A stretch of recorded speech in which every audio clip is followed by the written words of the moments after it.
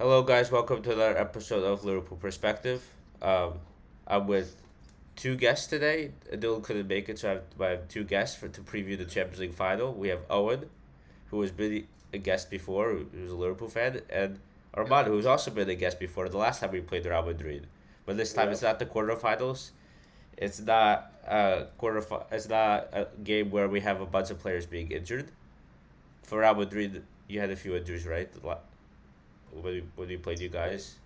Yeah, I think we so. had I can't we remember had a exactly. lot of injuries, uh, Mm. and that's but this time it's gonna be the final, and Liverpool look for revenge. Uh, yeah, it'll be pretty interesting. So how you guys been this year? I've been great to be honest. I've been enjoying this run. This is honestly the most historic run I've seen in my life. It's been crazy, and I'm pretty hyped for this final. Been I've seen some training clips, and we look ready. We look fired up. I'm pretty, I'm pretty hyped. But yeah, this has been really, really, really good. And yeah, the last time I was on was a year ago, and previewed Madrid versus Liverpool, and then we went out and spanked y'all. So Mm-hmm. I'm looking forward to the same thing.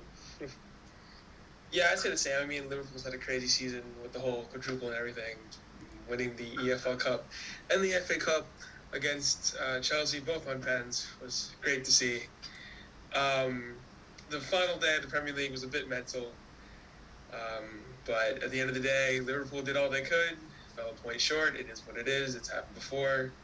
Um, in terms of the Champions League, I haven't really been surprised by the fact that we're in the final. I don't really think there's a team that we played that we shouldn't have beaten. I mean, the fact that Villarreal beat Bayern was a shock to everybody, I think. But that was kind of light work when it came down to it. So, yeah, I mean, Mickey Mouse. Liverpool and Real Madrid are two of the greatest ever teams in the Champions League. So it's going to be a fiery one. It's going to be good. Okay, so Hopefully we have Thiago and Fabinho back. Yeah. If we don't, that would be a shame. Um, but we'll see how Benzema fares against Van Dijk.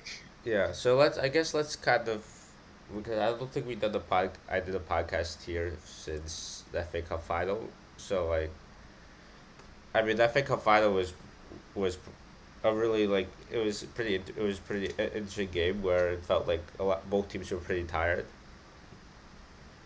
and yeah, it was just that was a great trophy to win against, especially against Chelsea. Actually, we were watching the game, me, Owen, and Rory, and as well Dylan came later on, and yeah, Rory was having a few bets in that game. Yeah, that was a nice little bit of change to take off from there.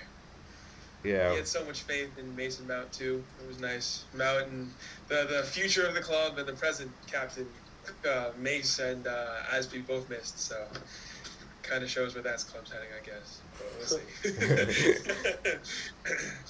yeah, it was a decent game. Both teams did have chances. We were I think we were probably the better team in the whole game, but Chelsea gave us a good fight in both of the games. Chelsea, despite being, I guess, not having the best of seasons, they did play well in the big games. Like against Real Madrid, they had their best game of the season, even though they fell off short. And against us, Yeah. they fell off short. I feel like Chelsea, in my opinion, Chelsea have been very unlucky this year. I feel like everything just went against them that possibly could have went against them, and I guess that's football, right? I mean, the fact that Yeah. Chilwell got injured all year, Reece James was on and off, and I guess in FPL sense we saw how unlucky Reece James has been this year. Yes. Uh, yeah. So yeah, and the whole Abramovich scandal as well. The fact that Chelsea needed to get new owners, I think that their owners are now confirmed. Yeah. So Yeah. so Big news. And they that's got a big lot of news. money. Yeah. So yeah, it's been a Koundé very coming in turbulent as the season for player. Chelsea. I think and it's we definitely it was nice that we did beat them in penalties, and again that needed a bit of luck as well to win. Two Two penalty finals and two shootouts. 0-0s though, right? Yeah, Yeah. two And nil the nils two-week and two game penalty were both draws shootouts. as well. Man, what a shame. Shame. I mean, honestly, in previous years where we had penalty shootouts where we never like in the cup finals where we never were lucky. We did have that little bit of luck, and now it, like I think against Man City we lost on penalties as well in the Carabao Cup a few years back. We lost to Man Mm. City as well in penalties in the Community Shield final, and then the infamous Real Madrid game also. We lost not on penalties but the regular time in Sevilla. So and I was just gonna there say are a though, lot of if you elements where we were unlucky, a lot of elements where we weren't performing at our best, and we fell under pressure. So I guess it's nice to see we got that little bit of luck in two finals in a row. yeah, I feel that, but I'm just gonna say that if you guys had won the quadruple, this would have been the lamest way to possibly ever win a quadruple. With Now two, hold on. Now with hold two, on a second. considering your Champions League final run, which was literally you could have been playing right for all I care, and your two cup wins being 0-0 at pens, like just Okay, true, but I can't give winning like winning the Liverpool's great, league, but I can't winning give the that. league would have been the centerpiece of that, though. Like that would have Yeah. been the most important part of that. Yeah, I think because that's that the arguably Premier League the probably hardest would to have been do. the most important part of that. I hear Yeah, that. I hear that was the significance to beat I hear Pep that. City and all their spending and their insane depth and all that. That's the real challenge year in and year out. But that's why, okay, so I actually agree with that. But considering that you didn't win, right?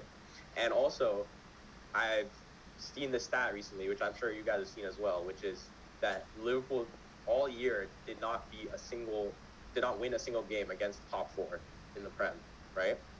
So considering that, okay, yeah, you've won some cup finals, but you haven't really won a major trophy yet this year.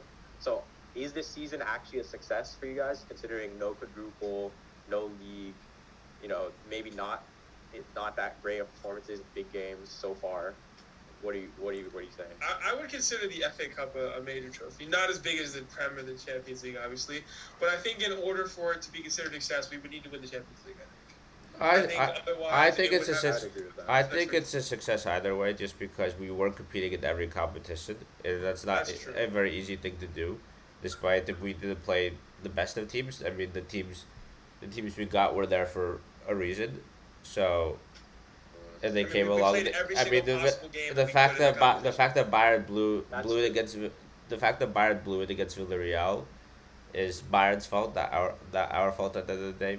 It's not our fault that Nagelsmann decided to be very naive, and if he was that naive, it would have probably ended up pretty embarrassing for him against Liverpool anyway. So at the end of the day, listen,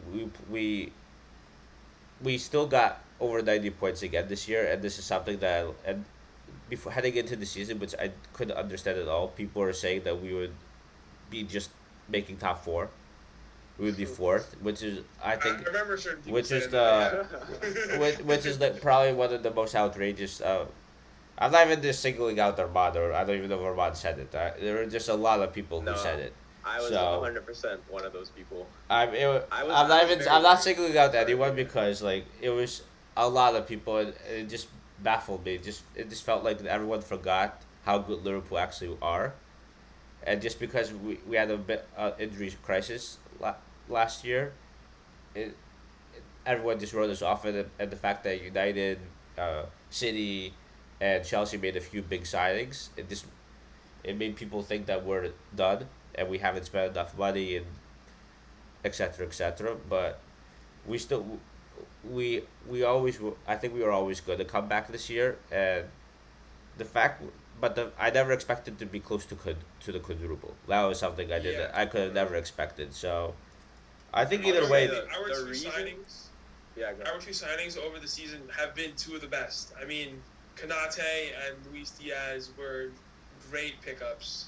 That I Yeah. don't think anyone saw Kanate being as good as he was. He still has yet to lose wearing a Liverpool shirt. And No, then I Luis mean I Diaz think Kanate was is- always a very good, promising center back, and he's someone who he was the captain of the French U21s for a reason.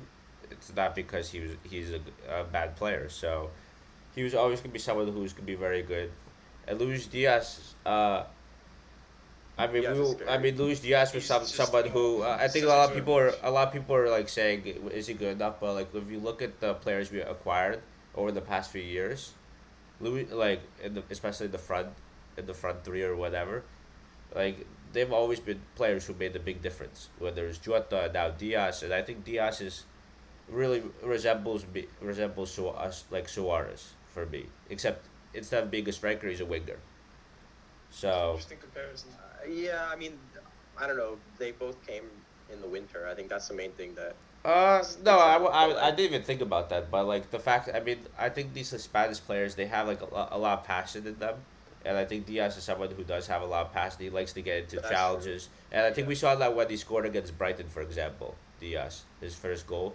He's Oh yeah, when he's he just not like wrist his yeah he's yeah. not afraid to get into challenges. So, I think he has the Suarez attitude in him. So I That's think true. I Your think point he's gonna about the be a very passion. I think he's gonna True. be a very good once he gets his finishing boots on. I think he's gonna be an amazing player next year. Yeah, So he Agreed. looks he's so much fun to watch play.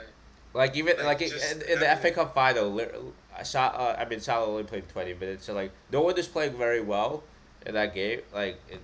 With Liverpool, no one was really like standing out except Diaz. yeah. So Yeah, Yeah, Diaz Brown has is been getting the incredible. most. And I said this like, I might have said this to you guys before, but you just watch like the no one. First of all, I don't think anyone, even including Liverpool themselves, expected to sign Diaz and then have him just immediately displace Jota in the 11. But like the guy is like ridiculous, and you can just see like the way that the whole team plays with Jota on the field versus Diaz, and this is like such a compliment because of how good Jota has been anyway.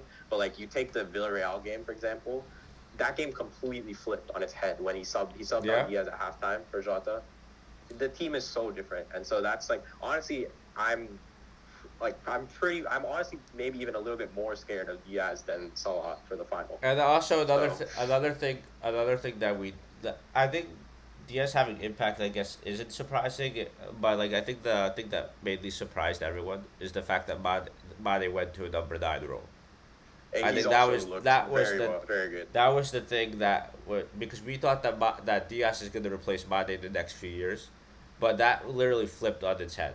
In fact, Mm. Mane is I mean, I know I know like Terry Henry did mention that Mane could win the Ballon d'Or this year, which is nonsense. But that is due to the fact that Mane was able to adjust to a false 9 role in Liverpool, and he's been really immense in that role. And It's been like I since think he came back from AFCON and Mm. from World Cup qualifying when he won with Senegal and then qualified with Senegal, sadly beating Salah both times in those competitions. But like ever since then, he's been on a tear. And then switching with Facts. having Diaz on the left, he's been ridiculous. yeah, especially So in a I new don't position as think he well. wins the Ballon d'Or, but he's been great this second half of the season as well. Yeah, it's gonna be really fun watching him try this like false 9 role at Bayern next year. You know, like when Lewandowski leaves and Bayern needs a new striker, or you know, he'll float around the whole front three, Oh yeah. farm it up in the I mean, Bundesliga. It's gonna be fun. if I see 100 mil for Mane, I wouldn't be too upset. I don't know. He's in his last year of his contract. Yeah, Yeah, So we but do have a problem where Salah and Mane are under the last year. Yeah. So Mm. But they're both negotiations was both supposed to take place after we win the Champions League. So You saw what Mane said though, right? He said something about like now is not the time for these questions. Yeah. Like yeah, I'll tell he you said where I'm wait going, until right? after they win the Champions League Yeah. and then I'll talk about it. yeah, Yeah, he said like, but he said it kind of like I think he said like I'll tell you if I'm staying or leaving after the final or something like that, or like if I go or leave. Who knows what'll If I, happen? yeah. yeah. I'm not gonna really. I don't think there's any point to speculate on that right now. We'll see. I guess what happens after the final. But I think the way You're not worried though at all. I mean, listen, if the I think with Liverpool, what they've been able to do well is find players who could they could invest in and become the next stars. So I think that we if we do get rid of, if they do leave, we'll have to Mm. probably find a good replacements. I think we are. I mean, we saw for example how Diaz. It looks like he's someone who's gonna be really good. So I guess I mean eventually we will have to um, make the team a bit younger and like because Salah and Mane are already getting into their 30s, so if they're gonna have like Yeah. 500, if they're gonna be having insane salaries, I don't think that's something that Liverpool want to have as well, because Mhm. that could affect them in the long run. So I think FSG are taking that into consideration as well. But I I guess think if Mane leaves, we finally sign Bowen. I think that could happen. Because Bowen's been on the radar for a while. Would you rather have Bowen or Rafinha? I think Bowen would be cheaper. So Yeah, I mean, I don't know. Does that? I don't like it, a few million. listen, I it's don't not really, that- I it's don't not really because know. that- to Rafinha, be honest. Rafinha only plays on the right. He can't really play anywhere else. Whereas Bowen like plays across the whole front three. You think Bowen can shift? Has he played? I think he's played mostly on the right. I I think mean, he's he also has, play. but I agree. I think he has. I'm like Rafinha is your like classic like cut in and like. Yeah, that's Whereas true. Bowen is more versatile than that. I think Bowen also played as like a. He played as like a false nine, as like a lead guy for West Ham at times. When Yeah, I Antonio actually do see. fell I off, see as he what you're. always does. I Like, do see what you're saying. But it'll be curious to see what happens. the issue with someone like Bowen is this is the first year that he's done this. So, is it a flash in the pan or is he really gonna become True. a Mane or a Salah? Like, Yeah. But yeah, it's a good shout. No, Good shout for sure. I think those two are definitely the standout players, and I think we also have Carvalho, who looks like a really good player, and we'll see whether he can play in other positions besides the ten role, whether he's gonna go out wide or, but that would be a very exciting signing as well. And so yeah, I mean, listen, I think right now Salah is heading into his 30s and Mane is heading into his 30s, so I think there's a reason why I think obviously they probably want high wages to so that they can end their career, which makes sense because they don't have a lot of years left. So they like go, for example, if they go to a Real Madrid or a Bayern where they get so much money, for that they're like basically set for for the rest of their lives. It does make sense for in their perspective. So I guess we'll see. We will see what happens and how it develops. But I just hope Liverpool just take the right step, the right move, and what they feel is best for them. And if we do get rid of them, hopefully the replacements are at the high level. I mean, it could be another Wijnaldum where they both want like another 4 years and a ridiculous wage, and then we say no, and they leave it a free and end up falling off the face of the earth. So who knows? Who knows What what happened to that guy? I mean, it's Just PSG. didn't I mean, get I'm not playing time. surprised what happened to that guy. He was class under us, and then he went to PSG where he wasn't the main guy in the midfield, and I mean, he was not the main guy for us in the midfield, but I think it's different when you play for PSG, where you play in PSG, where the structure's all around Messi, Mbappe, and Neymar, and Mbappe, no, not even And Dude, Mbappe, just Mbappe. I don't know if PSG is such a shambles club, bro. actually, I, bro. I just Dude is playing career mode. He's actually playing career mode. I just could not believe that whole story is just like actually unbelievable. It's atrocious. It's a sham. It is. It's a Disgraces all of world soccer. yeah, it is. And I a don't shame. know if the things are the rumors or whatever the reports are true or not. But I've seen multiple like people saying about how they made like 700 million in losses or something, and somehow they still have like financial fair play room to like pay all this. Like how? And then they're trying to sign Chouameni now as well. Like where do they have any leftover money after giving? They just gave Mbappe the whole club, and they still have. I mean, money left. I saw that how? Chouameni was going to Madrid, but yeah, I mean, when you're like owned by a government, who knows? Who Bro, knows what there's happens? no way that's within. Like UEFA just gets leaned on, and it's like okay, like yeah, that club is. But the thing is, and they do that, and then they're so poorly. Yeah, but It's the thing worst is, club I've ever seen. the thing is, Like, it's Armand, I absolutely so honestly wouldn't be worried about PSG because I think when a player like Mbappe has this much power, it's gonna go to shambles anyway. So Exactly. That's So what I think that they just 100% didn't- agree. if they had beaten Bayern in that Champions League final, like I would have respected, but I don't see them winning a Champions League anytime soon. I just don't. No, I don't either. So I don't. I just They I don't just have think the the fact that mentality. you're giving up. How old is Mbappe at this point? 23. 21. You're giving a 21-year-old all this money and all this 23, power. 23. Oh, sorry. 23? Okay. Same. Yeah, Okay. still not that much better. Yeah, you're giving him Yeah. all that power, all that like, all like basically the whole team. The team is now centered around him, and in the modern day, maybe in the past it would have worked, but like as we've seen with the issues United have had with Ronaldo and maybe with Messi coming in for PSG, and I think in the modern day you cannot have so much egos around the dressing room, and I think that it's definitely going to cost it's going to definitely cost PSG, and then the fact that PSG may get Pogba as well, I think that just underlines the main issue, the issue of PSG. No And passion. There's Pochettino no passion in Pochettino that has no team. power No in PSG. passion. Pochettino has no power in PSG at this point. Pochettino's about to He's lose his gone. job, and Mbappe He's is gone, gonna be like, yeah. goodbye. Yeah, Let me it's run- already. I let me think it's run the already Packers decided. now. I think it's It's already not done. it's They're- not official they're though, gone. but like I don't even know who could take over PSG for them to be at their. Yeah, Joke. they I wanted think they're Zidane, done. but Zidane's loyal. Why would Zidane go and tarnish his reputation? What's the Honestly, point? I Like, think why? if anything, I think Zidane would probably be the only manager who could probably fit there, just because he has the ego himself, and that he is a very commanding presence in the dressing room. Honestly, I think. And what would make sense- Zidane isn't the best like I don't think he's the best tactically, but what he does have is a commanding presence around, uh, around him, and he's someone who could definitely get the best out of the players in the team. I So in think that if sense, Didier Zidane is probably the Deschamps best move. Went, and then Zidane went to France. I think that would be the most ideal. So I remember I was For him, watching yeah. like footage of the World Cup that France won and stuff like that. Deschamps kind of just let the players like play. He just let them like do their thing, and I kind of feel like that's what PSG wants. They want a coach who's like not going to drill them in and do all this. Just let the creativity flow, because PSG are just trying to buy their way into the Champions League. But just like City, Yeah, I think Zidane's very similar to Yeah. it. I think Zidane's Bro, very. we are the similar. last defenders of football. Bro. yeah. We're fighting off all these oil clubs, bro. Yeah, you are. The last two Guardians. I mean, I'd say AC Milan's in there, but they're in the mud.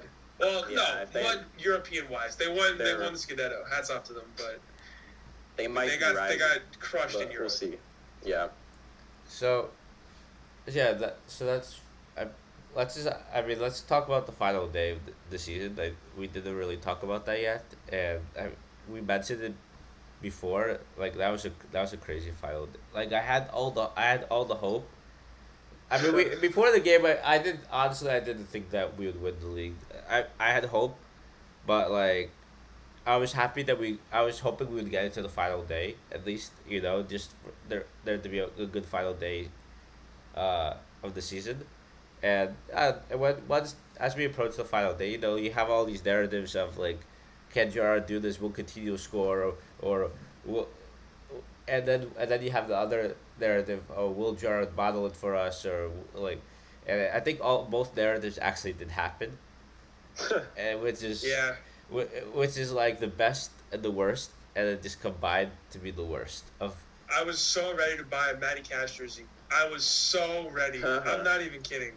When he scored that goal, oh my god, Well, I lost it. I That's mean, just we. Fair to say. I had hope. The thing is, I had hope, but we weren't winning it. We were down 1-0 Yeah, but very early I always on. backed us to score the goal. I just needed City to lose, and I'm so I don't know. At some points in that Liverpool Wolves game, it didn't look like we were gonna score. I mean, while I did have a sense we would score, but like you're seeing the Man City game and you're seeing it's 2-0, Aston Villa, right? And you're like, and we're not gonna beat Wolves. And like we had the offside yeah, Mane that goal. was the worst. That was the worst That would've been the feeling. worst. That was like the worst feel. Like even though Villa were winning, it just was the worst feeling. And then If Villa had done And the then job Vil- and then- and then in 5 we minutes- hadn't beaten Wolves, I would have been in 5 Yeah. minutes, the game just flipped with Gundogan coming on. It just flipped, mental. So.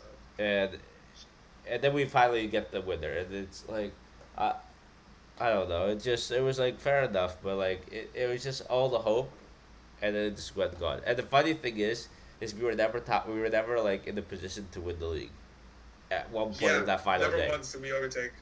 we never overtook them once when it actually felt like we had the chance and we just let it like Not like we did let it slip, but it just slipped through our hands. And Because shout of out some- to the fans who decided, just on their own, they just felt like Bro, making it don't 3-3. do that. Don't do, dude. What I a got baited. I won't even lie. What I a was moment. watching the game. What a I had moment. the Liverpool game and the City game on, and I was watching the game, and then I heard the cheer, and I looked at my City stream, and I was like, "What's going on, bro?" It was so pain. I was class, so pain. That was Yeah. brilliant stuff. Also, there's the funniest clips and pictures of like Salah celebrating and like Yeah, the and then team celebrating. 3-2. Yeah, and then they go Yeah. ask, "What's the score?" And you can see Matip literally like, "What's the score? What's the score?" Oh, Yeah. fuck. Yeah. No, it was. I didn't even see the So third. I didn't even brilliant. see the third Liverpool goal. To be honest, like I was out, so like I could only watch one game at a time. So I turned on the City game after we scored, and it was just depressing. Like City were just able to hold the ball at the corner Yeah, they for just like the went to rest the of the corner. game. It was, I think Didier had the ball once and with space, and nothing really transpired from it. And it was, yeah, it was. And then apparently Coutinho's goal Robinson was scored. so nice as well. Oh, I didn't see the goal. That I finish didn't was see so anything. nice. I didn't even watch the highlights after. I mean, why bother watching the highlights? I mean, I had like both up. at the Yeah, same fair time. enough. So It was so nice, and then just actually, I wanted Right there. since we're talking about final day, the final day was crazy. In like so many aspects, like Spurs made top four. The final day wasn't that intense. Arsenal bottled it. It Surprise. was just more. It was. I mean, I still think the fact Spurs beat Arsenal 3-0. The penalty that Spurs did get to basically they won the game from the penalty, and that was the most BS penalty I ever saw in my I mean, life. that and Rob Holding just And deciding Rob Holding, not to defend yeah. and just get sent off. Like, I just don't understand how. I just don't understand how that penalty could be given. That was probably. I don't even know what the foul. I don't even know what the penalty was for, and I feel like that when you have something like that happening, that just changes like the whole complexity of a race. So and yeah, just I don't know. I feel like Arsenal were a little while their inexperience did cost them. I feel like the refereeing for Arsenal compared to what Spurs had was just insane. Wait, which match are you talking about here? The Arsenal North London Spurs, derby. the North Oh, London okay. derby. That penalty, I just don't understand. yeah. And then the game, I and then the game after they give Spurs a penalty that was like, I mean, the ball was like 2 meters away Oh, from I remember. the ball was a little 2 meters away from the Burnley guy. There was a handball. I mean, I just don't understand the referee. Like, it felt like the referees wanted Spurs to make top four and they were just. I think the referees probably had AFTV on, just waiting to see them rant about how Arteta's this, that, and the other. This is gonna be controversial next season. Like with Spurs and Conte, provided he stays, getting like an additional like 180 million in funds. I'm more worried about Spurs than I am about Chelsea. Antonio Conte, scary manager. Kane and Son are ruthless. If they make the right investments, oof. As of right now, I'd agree, but Chelsea has a lot of money too. Yeah, So, I think it's we very need to hard to see what it's they very do. hard to say anything because I think Because- Arsenal will improve a lot next year as well because they're definitely going to be making huge signings. There's already discussions. Gabriel Jesus. No, I don't. I mean, I don't think Jesus will. I'm not sure if he'll come, but I think Arsenal will be making a few big signings this summer. Whether I think Tillmans will be really good for them, for example. I think That would be solid. that's something that probably will happen. I think with Nketiah signing the contract, I think Nketiah has been really good in the last few games for Arsenal. So I think they might not go for Jesus just because of that, and I think he's too expensive to be honest for it to be worth it. But Jesus also isn't really like a false nine. He's not like a number 9 anymore. He played on the wing for yeah, City. so Yeah, I don't know. I think Arsenal could have a he's enough huge. of a goal scorer. I think Arsenal could have a huge window. And I Yeah, think but Nketiah, we're really backing Nketiah to I don't strike. think Yeah, but he's not Nketiah gonna. is I think a Arsenal will get a I think striker they need though. someone else. Arsenal will get a I striker. agree. But Nketiah is the good number 2, in my opinion. Yeah, I think. guess. Yeah, off the bench he's fine, but Yeah. Lacazette. Also, okay, real has- quick, back to the Chelsea point. I just need to check because I have seen a lot of little whispers and like from fan accounts and stuff about Neymar to Chelsea. Okay, that's BS. Like- That's BS. What are we saying, bro? Because I don't know. I have not seen a single thing on that. I don't Okay, think interesting, Neymar coming to the Prem to me doesn't make sense. Bro, Mbappe wants him out apparently. So I would also say Chelsea. I'm not really sure what to expect next year. There's a lot of players leaving Chelsea, so I'm a little. I would also. I guess I see Owen's point because I'm not sure what to expect from Chelsea next year. To be Yeah. honest, I think we'll see. We'll see how it transpires as the transfer window goes on. But I also. Because if they sign like Koundé and Koulibaly and their defense just becomes like elite Yeah. again, well then yeah. But as of right now, lost Rudiger, lost Christensen, Azpilicueta might leave. Alonso looks like he's gonna leave. yeah, Like They're their center spot on back with depth that. is Yeah, pretty there's a bad. few. Chalobah, I don't There's a think so few Premier players League they need center to. back as a starter. Like There's a few players they need to get for sure, and the thing Yeah. and the thing is, I think if I'm in the Chelsea perspective, I'll be concerned about Tuchel's future just because Tuchel is very impatient. So and he always has problems with the board in the clubs he's been to. And while I think he's done a good job at Chelsea, I think he may be losing patience. Or like you can see in his press conferences, he seems very impatient. So I mean, he's won a Champions League. I think the issue is for Chelsea is that I don't see them winning a title in the next 3 years. no, I agree. Like, But I agree. and then I also they're see just stuck in third. And then I also see United do. I think United will. I think United aren't far off as what people are saying they are. They are. I think they're a midfielder. They're like a midfielder. They need a few signings, like a center midfielder, a winger. I'm still gonna get De wait Jong, and see bro. on. They need I'm to gonna get wait and see De Jong. on that because Yeah, De Jong they- is a De Jong gift is a that huge fell player. into their lap. if they sign De Fell Jong into and their go lap. back to the De Jong to Beek, oh man. De Jong to beat. I'm not sure they will go. I'm not sure they'll do with Van Young de to Beek beat, will have a but resurrection. I'm telling you right now. I'm just curious to see Ten what Hag Bru- will I'm, play look, I'm curious to good. see Bruno's future at United, for example. I think Ronaldo it seems like he will stay. I'm not sure. Maybe Ronaldo's Yeah. gonna stay. Yeah, he's gonna Ronaldo's stay. gonna stay. But I'm curious to see how Bruno will be under Ten Hag as well as Ronaldo. Just because I mean Bruno especially will be interesting because he's a player It depends on if who. Bruno wants to run. Like, Bruno's a player who Very likes to true. take. He just takes so many risks, and he also has his own attitude stuff with him. I haven't seen anyone complain as much as Bruno has. Like the guy is just. Hernandez. I'm not sure if that helps the team at all. So we'll be curious to see what Van de Beek actually replaces Bruno for United. I guess we'll see how the season does transpire for United, but and how it goes. But yeah, I think the top six will be like those. I think it could be a very, like I think it'll be an even more exciting season than this year. Than this year's already been very exciting. So I just can't see it happening with Holland going to City. Like, yeah, but how Okay, many? fair But enough. again, Let's talk about City because Pep Guardiola needs to catch some smoke here. Okay, this guy. We need to start, to quote the great Charles Barkley. Okay, we need to start a dialogue about this guy because this guy. Like, did you see his lineup on the last day? Like, the guy, as soon as there's even the remote possibility of any type of big game, like, this is the smallest big game you could ever have thought of against Aston Villa at home. But there's just a little bit of, pressure of the last day, something actually on the line. As soon as it's the smallest of a big game, the guy just chokes everything. Like, how many more passes is this guy going to get? And so now he has Holland. Like, this has to be his last chance. Like, if he doesn't win a Champions League with Holland in the next couple of years, like, I don't know, 2, 3 is like pushing it. He has to go down the, no, the I top agree. end I of agree. this. But Like, it also there's depends no on way. like Holland's had injury issues the past couple seasons.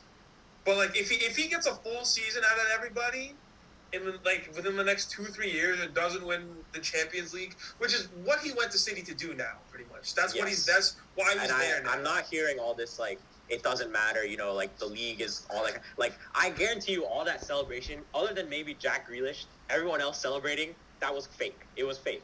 There's no way. It they was were just not like, that okay, we happy done it about again. But yeah, no, Yes, Jack exactly. Grealish was jokes. He was so funny. Because he won it for the first time, so obviously, all right, yeah. But everyone else, they were not happy, bro. They were not that happy. There's no chance. See the thing is with City, like no matter what trophies they do, even if they do win the Champions League, like it's gonna be very insignificant. Like let's be honest, like when you see them win the league, have you honestly seen like barely any celebrations like around like social media, for example? of Man City winning the Yeah, league. I Like mean, it, yeah. Well, Man it's City it's doesn't like have fans, so it it's doesn't basically really like matter. Like, it's you're never basically gonna see it's celebrations. basically like nothing happened. Like I haven't seen Man City actually like I haven't seen their trophy lift. I've seen like a few clips of some of them celebrating a little with Grealish saying No, something but to be through. fair, like it does matter if you win because, like, okay, yeah, they don't have a history, they don't have fans in the past, but how do you Yeah, you have like to win. if you Yes. want to build up a club, like okay, but yeah, without a Champions League, this era is meaning like the Pep hasn't won a Champions League since Barca 2011, I think, or Yeah, 2012, yeah. whatever it was. 2011. Yeah. Like that just you can't tell me that's just fine. Like that speaks volumes about this guy as a manager. And I've said this before. Like my philosophy on managers, or the way I categorize managers, is there's big game managers, and then there's like system or like league managers. Yeah. And Pep is a league Pep manager. is the farthest you can be to the league manager side. And to me, you can't be the greatest, like put in the tier of the greatest managers if all you can do is if you basically can't show up in big games. And so this is now if like now he's actually got the striker, like the one thing that could argue that even with all the millions and millions and millions, okay, they lack a striker. That's maybe the one thing, which is also his fault. But okay, now they have a proven, top class striker. This is his last chance. Like this has to be his last. No, chance. I agree. I can agree with that. Because, like, I mean, you see it in the Champions League. They blew the lead to you guys. And then there was Lyon a couple years back. Tottenham, Fernando Llorente. Monaco. Fernando Llorente, yeah. like, in a one-off game, Pep is not that guy. Yeah. Whereas managers like Carlo Ancelotti and Klopp are. Yeah, I agree. But yeah, but whether will City run like even with Haaland coming in, I think Haaland is there just to get City over the line and win the Champions League. But in regards to the Premier League, there's only so many points you can actually get in the Premier League. Like City will not be like no matter how good City do, no matter how good City do get, they will not win every single game. Like that's almost impossible. Like I think the amount of points that Liverpool and City have right now, I think that's basically almost how as good as you're gonna get. So, and we could also twist and say, I mean, with the fact we have Luis Diaz, right? We could also say this is gonna give us a lot more points for the next season. We could get 100 points or whatever. But it's not gonna make as big of a difference in the league. It's just I think the Champions League. It's the big game player, the player who against Real Madrid, City had so many chances but couldn't score. Haaland will score those chances. So I think that's where he will make impact. Yeah. Well, yeah, for City, I agree. And then for Liverpool, though, it can still make a difference because it's not necessarily about the total number of points, but if you can take points off your competitors. Yeah, if Haaland could beat Liverpool, get a game winner against Liverpool, then yes, that would be huge as well. It would be huge in the head-to-head games, right? Yes, exactly. So because those games are different. When you're playing against a top team, you need it's just a different different style, and also you need some kind of versatility, some kind of plan B, and Man City just bro, I don't know what happens to them when they just their mentality is just the smallest. Like them and PSG just well, compete, I mean, to be fair to them, continue to outdo each other. To be fair to them, at least they actually did win the league. They won the league by coming back from 2 goals down against West Ham and Aston Villa, which is something I never. If you told me before this season, right, that Man City would be 2 goals down against West Ham and Aston Villa, there's no chance I would say City are coming back in either of those games. So if you told me at the end of the season, halfway through, when we were 14 points back, that we would lose by 1, I wouldn't believe you. Yes, no, I'm just saying in terms of, I mean, that's a different conversation, right? But I'm saying in terms of City's mentality, I think that I'm not sure how this. I'm curious how this impacts City going forward because that's a huge thing for City to be able to come back, know that they could come back from 2 goals down in games with something that I think normally you would see them melt in games like that. Like you could see them totally collapse. But let's be fair, they were playing Villa, so the fact that they even had to go through that whole collapse, like imagine their last Almost everyone was gonna take some kind of, just imagine their last game was like just some halfway decent like Arsenal or like Brighton even or like Tottenham. There's zero way. Like I don't know. I just haven't seen anything that proves to me yet that they can actually get over the line. Like just something about the whole environment there. It's just kind of ingrained. Like there's a curse on them, bro. Or something at this point. Like the Yaya Toure curse is still there. Yeah. But like I don't know. It's crazy. Yaya Toure curse. My God. Yeah, I mean that's what we'll have to see next year because and the fact is that comeback is probably one of the best comebacks. Like to go 2-0 down and just turn it around in 5 minutes. It would probably be like known as one of the best comebacks in history if it wasn't Man City. I can name you. They were ahead on the final day. I can name you three better comebacks. No, okay, there are better comebacks. Yes, there are definitely better comebacks. PSG, Chelsea, yes. Man City. No, I agree, but I'm just saying the fact you win the Premier League on the final day after going 2-0 down against Aston Villa when you needed 3 goals in the last 15 minutes to win the league. It was pretty crazy. That's a pretty crazy comeback, but like you don't I don't hear like there's no one really talking about it just because it is Man City like there's if it was like for example I'm not impressed. For example, if Liverpool came back from 2 goals down, or like Man United came back from 2 goals down, or Real Madrid came back from 2 goals down against some random team and won. Sevilla. Yeah, I mean you were 2 goals. Let's say if you were 2 goals down against what is it? Crap, Mallorca. Let's say that would never happen. Okay, yeah, sure. But what like and Real Madrid turned it around and scored 3 goals in 5 minutes to win the league. That would be something that I think would have been a bit more hyped up, I think. But the fact that it's just Man City, I think, like no one just. I'm not. I mean, I'm not being salty about this. I'm just saying. I can hear that. I'm just saying the truth of what City is as a club. It's just like, you lose the league to City. It's like no one is there. But if we lost the league, for example, to, like a Man United, like, you would not hear the end of it. As well as the Champions League final. This is like one of the big reasons why I did the. I would have not minded City playing in the Champions League final because if City won the Champions League, it's like whatever. Like we lost, yes, unfortunately, but like, we would not hear a word from anyone. Well, Real Madrid is one of the biggest clubs. Every year, for like every competition. So for them to great comeback to not blow it, like. Yeah, there's not really a narrative. There's not really like any like thing that would make me a bit upset. I mean, besides the fact we lost the Champions League final, but in the Real Madrid game, it's just gonna be like, we're gonna see a lot of Real Madrid clips go circulating everywhere, because there's a huge fan base. Did you guys see this interview where they just sat the Liverpool players down and made them? Yes, and then you see, and then I saw. Madrid. Who was it? Madrid. Real Madrid. That was so tilting What a to watch, video, bro. Oh my God. Yeah. That was so funny, man. So that's that. I mean that was it. Real Madrid again? Yeah, that was the final day. Also, on the final day, well, I was very happy to see Leeds stay up. That definitely did make because Jesse March is the coach there.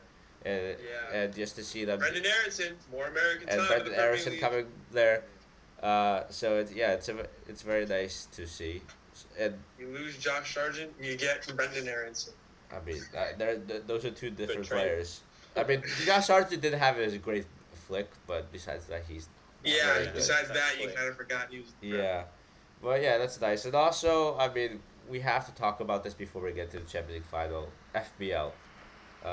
It was a pretty insane season. I know Owen stopped in the middle of the season, but he had. But Owen did have round of applause. But Owen did have his infamous draft move for Ronaldo, getting rid of Ronaldo and Greenwood, for Bowen and Antonio, and you did. Whether it worked out is controversial, but I think you ended up winning the draft, didn't you?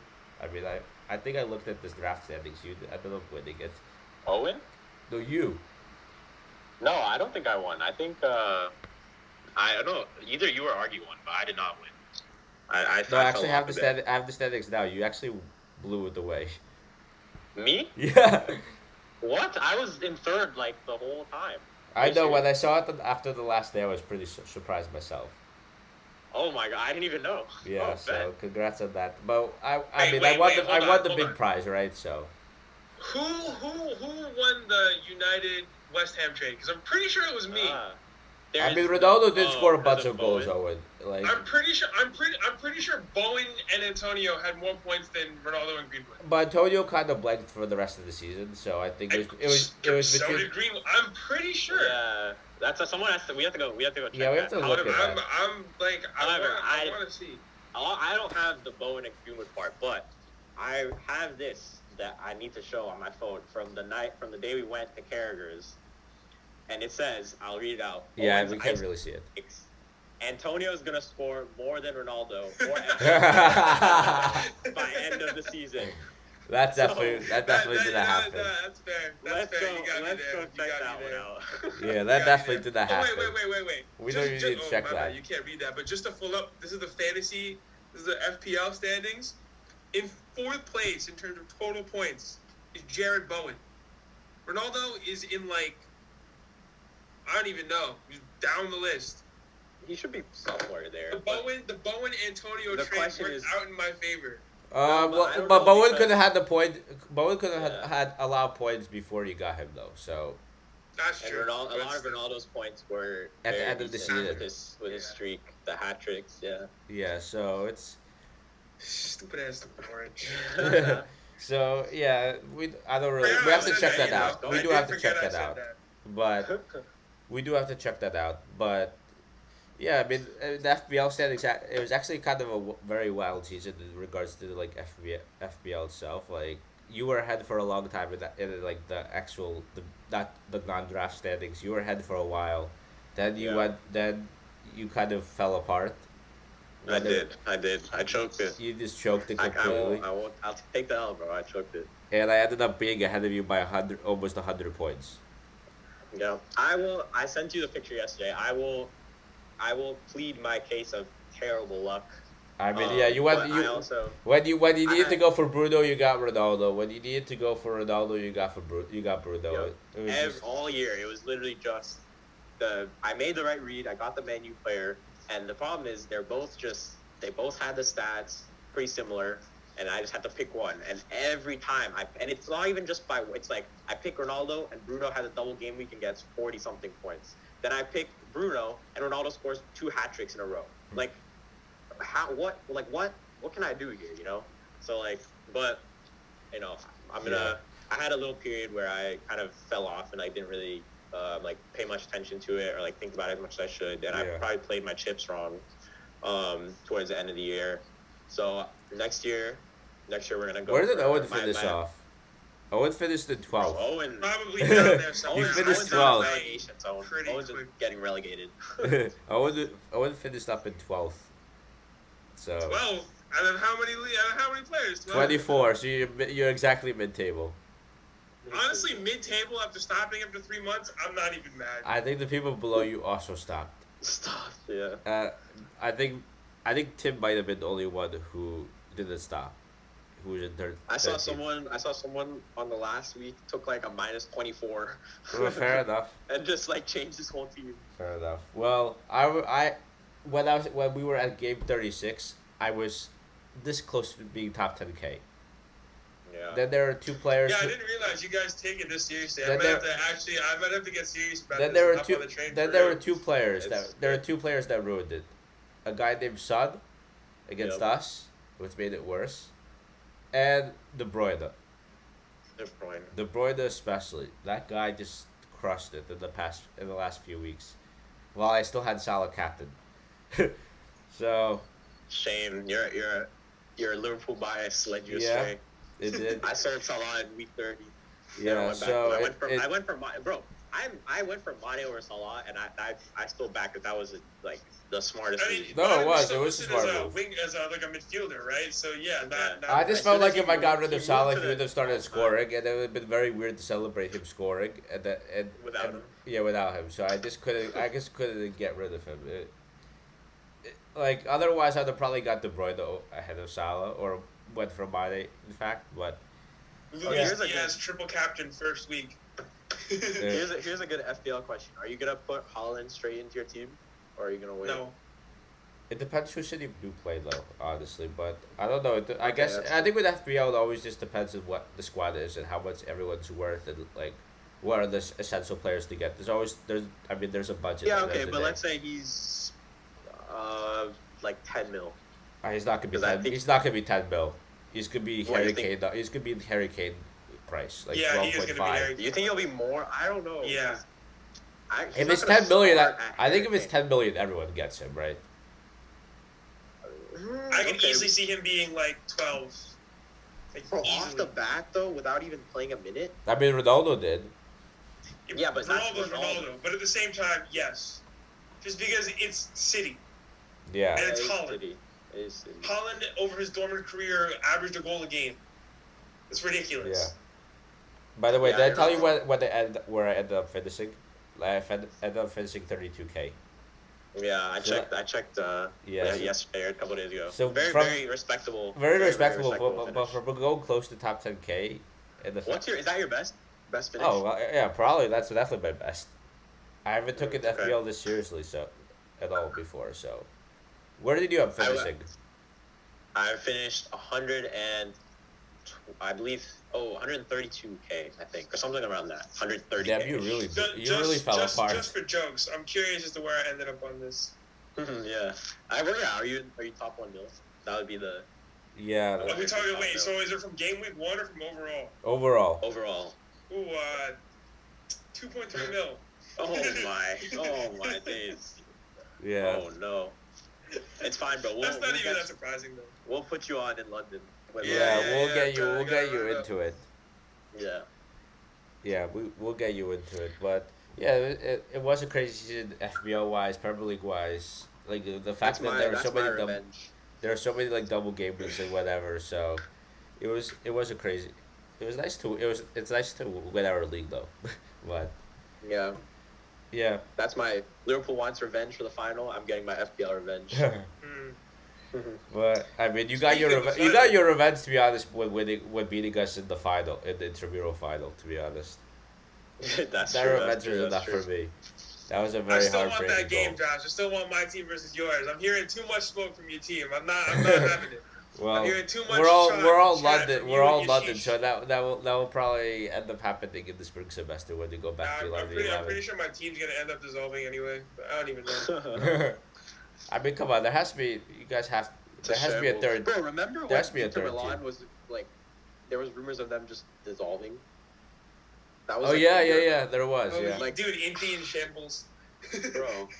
No, but Yeah. I mean, your team is still going to be. I mean, we have to have a third anyway. You pick up team, surely. Yeah, of course. There has to be there has to be three of us, three of our teams. I might just hop on one of yours. We'll see what happens. Yeah. He's looking to jump ship. Yeah, he's like fuck this team. My team is Well, crap. you can't beat him. Oh, they took they took Argy and Indy in He's their Raheem team and they Sterling, couldn't bro. do anything.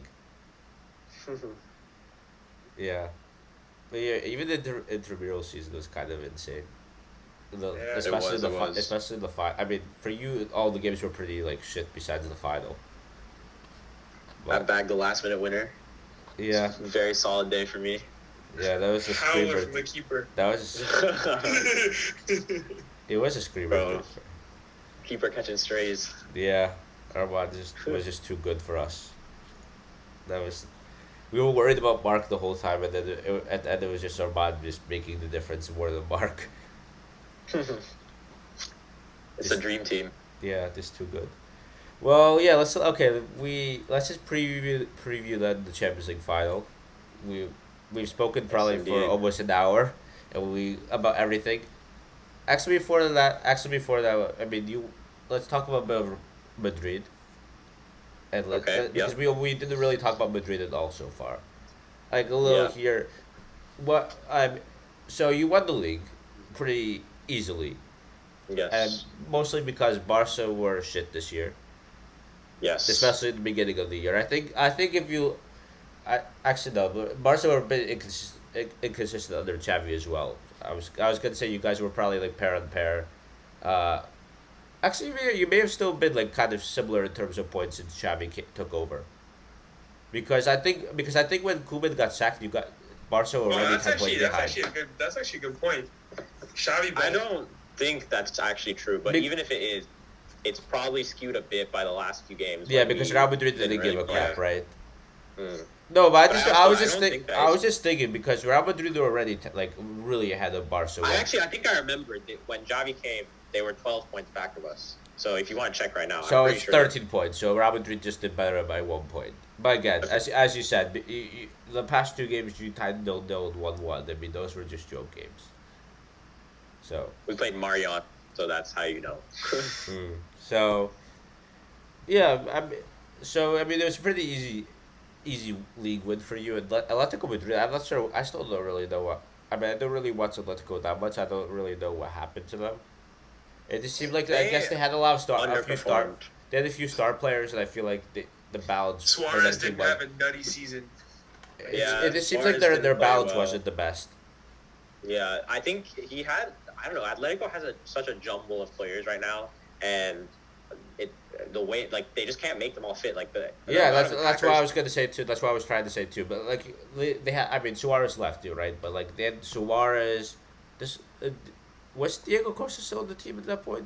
No. No. He They have left. Suarez, they have Griezmann, they have Correa, they have Felix, Felix, they have Yannick Carrasco, they have Llorente, they have what's this new guy, Mateus Cunha, and then they have Rodrigo De Paul, who's a pretty attacking Yeah, player. so, like, himself. I feel Lamar like- as well.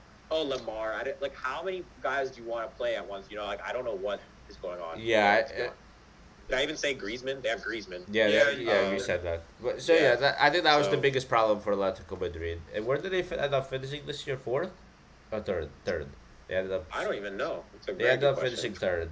So and Sevilla. I mean, Sevilla are a decent team, but like again, West Ham. Sevilla played well. Sevilla Again, West Ham were deserved able. West Ham were able to beat Champions them. League. West Ham were able to beat them. So I think. West Ham are no slouches. They did bottle it against Frankfurt, but they're no slouches. No, I agree. I'm just saying it just West Ham it are just not shows bad. like it. I still think it shows. I mean, compared to the Premier League, La Liga isn't there right now. Well, yeah. That La Liga is comfortably the second best league in the It world. is. It's I not agree. close. It definitely is the second best because. But yes, no one can really compete with the. I mean, I don't know if you can use the West Ham Sevilla match to kind of make that claim, but I think just overall. you can. Yeah, because Villarreal made the Champions League semifinal. I okay, think so- I think West Ham Sevilla is just But- one. I think West Ham Sevilla is one example, but like there's just more. There's more than that. That like you could. I think you could see that. I mean, just the fact that Barca, despite having a very turbulent season, ended up getting second. Barca's just shit. Barca's just shit. But But still, I'm still very Barca. curious to see how they Barca do end up doing under Xavi. I think that it's gonna be a. Stay, bro. He should so stay. I think it's a Dembele's huge window having a for bit of a Barca. Renaissance right now. I think for Barca, it's a huge transfer window to see if they can get the right players. I think Xavi is actually a very good manager, and I think if they end If up they sell getting Frankie De Jong to City or United, disappointing. oh yeah, then I They think don't Barca. have money. That's the issue. I don't like every time this guy talks about a signing, Laporta, the Barca president. Every time he always brings up the if we have the money, financial fair play. This like can we afford this that who we sell like. I it's mean, always- all their signings are all like on a free. Like half. That's like half. Like Kessier and Christensen are both on a free. Like. Yeah, I mean, they definitely I think get. even They, he was asked about Neymar. You know, Lewandowski has the same issue with. I mean, they the, didn't just the get rid of. salaries. They just get rid of Coutinho for like 25 million, so that's some money for them. Yeah, I guess. And but whether they- honestly, I don't know what their finances are, but it's even Gavi's contract is stalling. Yeah. Come, you know, Gavi. Come. Each side is giving different reasons why, but like Yeah, The- I still think the it's club gonna be. hasn't sent him a contract, so you know what. Like they're fucked, to be honest. But I you know, still overall the league is Yeah. the league is still in good shape, and like Barca they'll recover eventually. But like for term, I think Yeah, I they're don't know. playing second fiddle to us. So, Yeah, I don't know, but Can't say I'm it complaining. depends. I guess it depends to see how they end up doing this summer. I'm not sure how. I mean, I don't think that we have the knowledge to say how they'll actually do what they'll do this summer because like we thought they had no money, but they got Ferran Torres, they got Adama Traore, like they got a bunch of signings out of nowhere.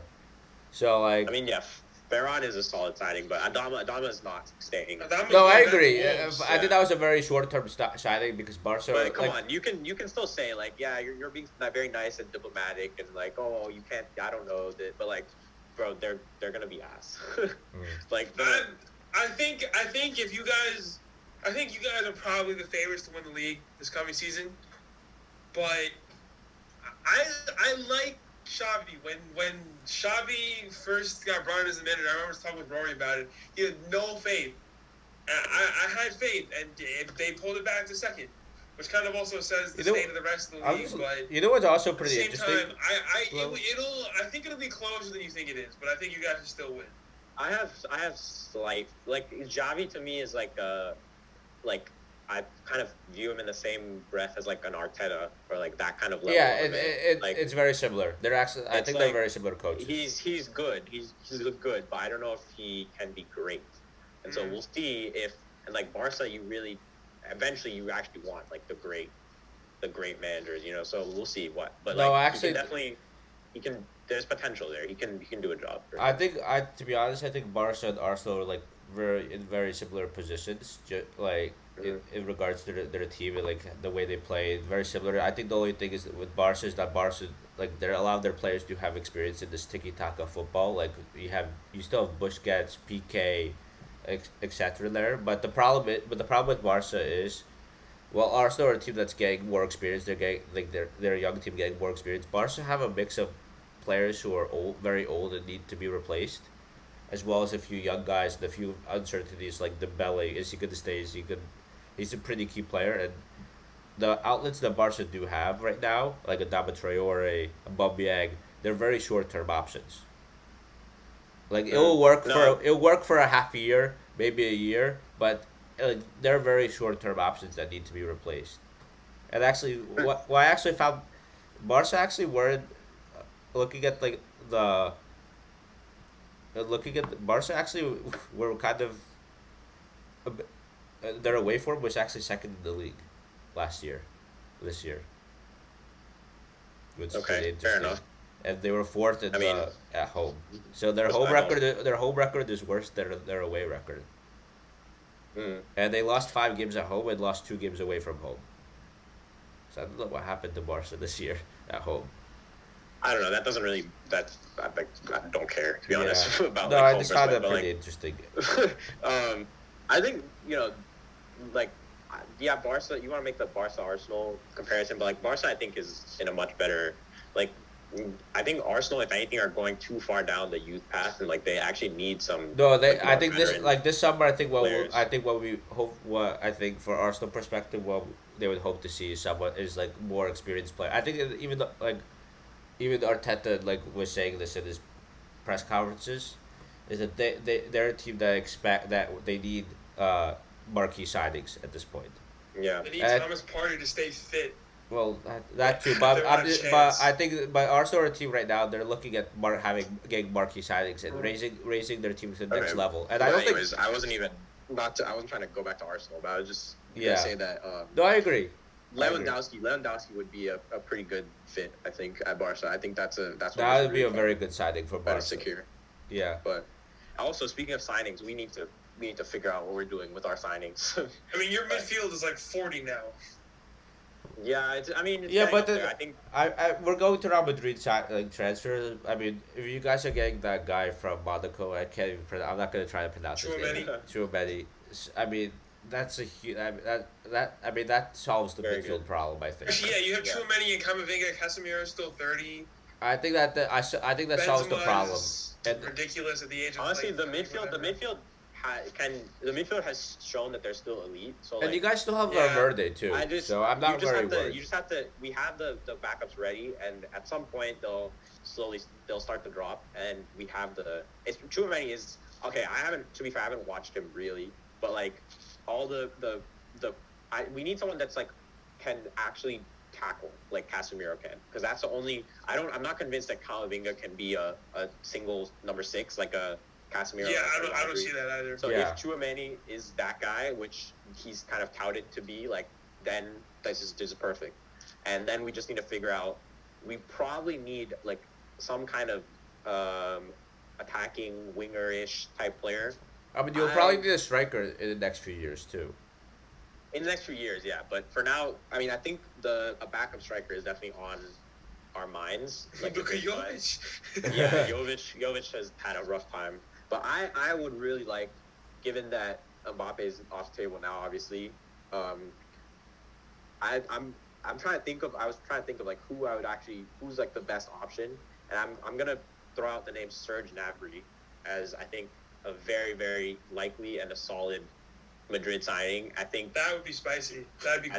I think that's the perfect because I think it's the right mix of like very very like star potential and like great player without kind of being a guaranteed Yeah. starter. And that's what we need because Are Real Madrid we even have interested in him though? Or Real Madrid actually interested? there's some Because there's I some see I heard more interest with whispers. in Arsenal side on Nagby, which I think would be Goes What? back to Arsenal. There is zero chance. there I've like not there's seen like there are rumors actually that could happen, which would be a pretty good signing for them. I have not seen that, but I know there's rumors of Gnabry like being ready to leave or wanting to leave. Yeah, I heard about And Gnabry wanting to go. Yeah, I think it'll that's be interesting. if you know if like the only other if Mahrez somehow becomes available, that's I think ideal. But otherwise, I think Gnabry. Mars is a very Spanish league player. He's a very Yeah. Spanish league player. A little like more like fancy footwork skills Technically and stunts sound. and all that. Less Yeah. aggressive. Yeah. So okay, let's just go to the I guess talk about Real Madrid Champions League run because that's been a pretty insane Yes, run. please. Where Let me hear all the. Give us all the I flowers. mean, give us all Be the the I mean ego. you looked. Let's just talk. I think I mean Liverpool's run we know was a pretty easy run, even though with Shambolic with run. Liverpool, I mean Inter did give us a good game in both legs, to be honest. Yeah. And me and Indy An Inter team that we wiped in the group stage. me and Indy, Just so you know.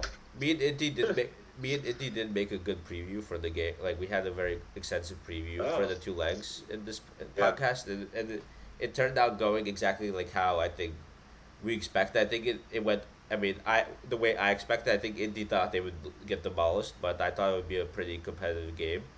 It actually ended up being pretty competitive, where we needed to. I mean, we still won. We still won, but like it was a pretty competitive game, and the second leg was a little nerve wracking. But I think when you 2-0 up, I think you kind of think that you won the game when and Inter had more to fight for. So yeah, That it was goal it was a from competitive game, but I Martinez, think we saw the second class of Liverpool in Yeah. that. But then we played. Who did we play next? We played Benfica. That was a pretty.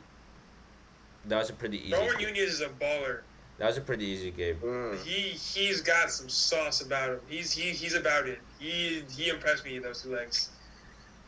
Yeah, I think- I agree, but I think Arsenal should go for him. Honestly, that's a yeah. that would be a good signing. I don't know if they're gonna. He supposedly rejected United already, so if he's rejecting United, there's no way. Well, United are a mess right Champions now, League. and he doesn't want to No. be behind Ronaldo. Well, yeah, that could the Ronaldo point maybe, Yeah. but he's not. He's going for Champions League or nothing. I think. No, I agree. That would be an interesting signing as well. Yeah. So Benfica did cause us a bit of trouble. I mean, the first leg was very easy. Benfica was a little bit nerve wracking in the second leg, but again, I think Liverpool rotated a lot, and yeah, that was a Got the job done. that was a very easy tie for us. I don't even know how Benfica got this far. To be honest, like for me, the fact they got this far Who did they was a beat joke. before that? Was it They beat Ajax? Barca. I mean, we don't need to discuss Barca again. And they beat Uh, Ajax. Barca. Yeah. Oh, in In the group stage. And then they beat Ajax, which is Yeah, it was with the Ajax. Ajax game was a fluke, a complete fluke. I mean, Ajax aren't that great either. Yeah, Like, but you just Ajax got, were you much just got better. lucky. Even Ajax were much better than Benfica. Nunes was just too good for them. Dude, Sebastian Aller going on the craziest goal scoring run that lasted until Yeah. the quarter, until the game of the group stage. No, It yeah. was, dude, he actually lit everybody up, and then Ajax lost, so it just didn't matter anymore. So yeah, that would be pretty interesting. Then we have who else? Benfica, then it was Villarreal. Villarreal. No? The Villarreal, yeah, Villarreal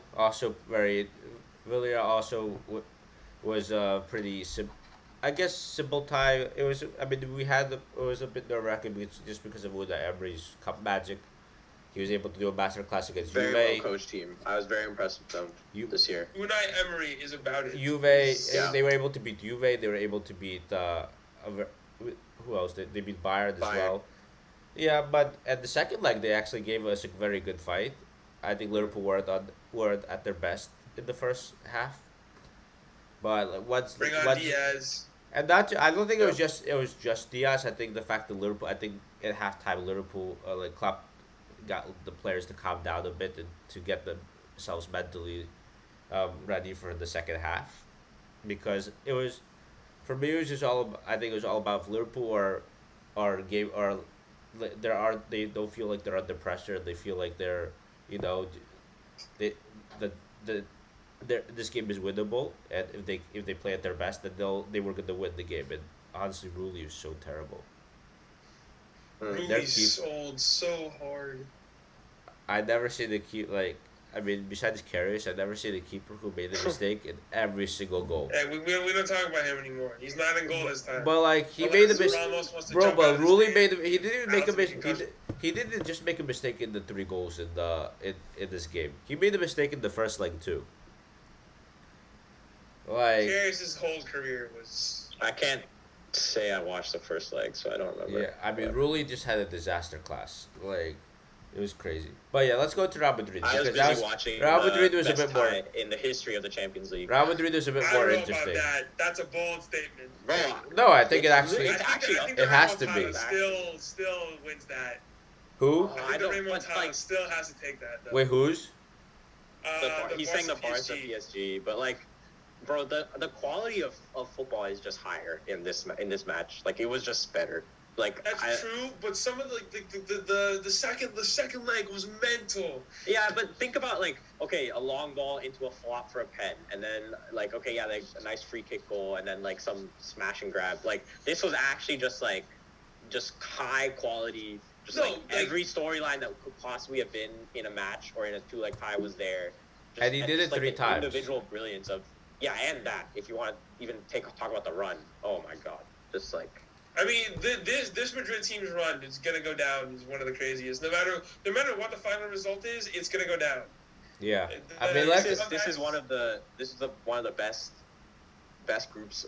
Like, you can see that there's something different about this group. Like, in terms of their Benzema's just driven. Benzema wants the Ballon d'Or. Every single player on this team, and that's the thing. They play their role, and they actually were called upon, and they played their role. Like, you can think about players like Marco Asensio, who lost his place as a starter, got benched for months, and then he comes on against Man City.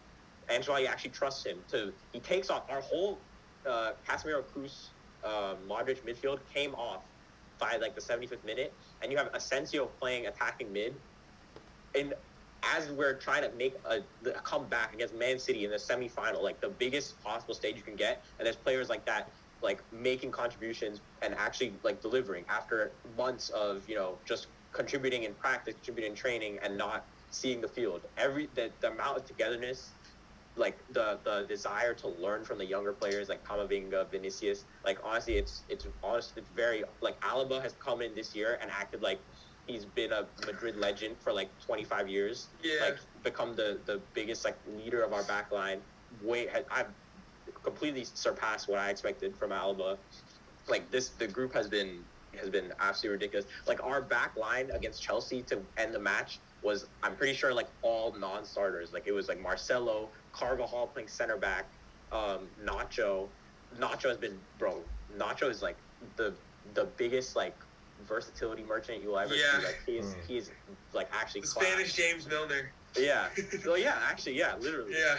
And I think it was like Vasquez at right back. Like, the amount of players that have contributed, like obviously Camavinga off the bench every game, Rodrigo off the bench, like every single player in the squad is just the most together. And then obviously, we have the best striker and we have the best keeper. So that's won us a lot of games that maybe we've faced a lot of pressure in. It evens the playing field. Like, have like the player who puts the ball in the net and the player who keeps the ball out. So see, the issue for me is that, especially with the way this Madrid team has played this season, there is not a moment during those 90 minutes, even if we have the lead, where I'll ever feel comfortable. Yep. And I'm sure that's probably the same for you, unless like one team starts to blow out the other, which I don't think is going to happen. But like the whole game, neither set of fans will ever be like, okay, it's in the bag now. At any You're given damn time, lucky because that it's not two legs and we don't have a See, Bernabeu match. hey, don't start talking about home stadiums. Anfield will take it any day, bro. See, Anfield will take. Anfield Anfield can't. different. It's up there, but it's not.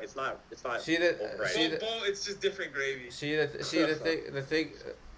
thing is, I mean, we look at all the games where we have. I mean, the PSG game where I think I didn't understand what Ancelotti was doing the first game. I think he realized it was a mistake because like I don't think in the Chelsea game and the Man City game, Ancelotti didn't go that defensive ever again. So Yeah. so I I think think Marge is a false The nine. first. That was the Barca fiasco, but that was fine. We could. yeah But no, that's different. The But the PSG leg, it was. I think I can't remember specifically his lineup. I think he played like Asensio. He started Asensio or something. I don't know. He didn't really settle on our strongest 11 until later.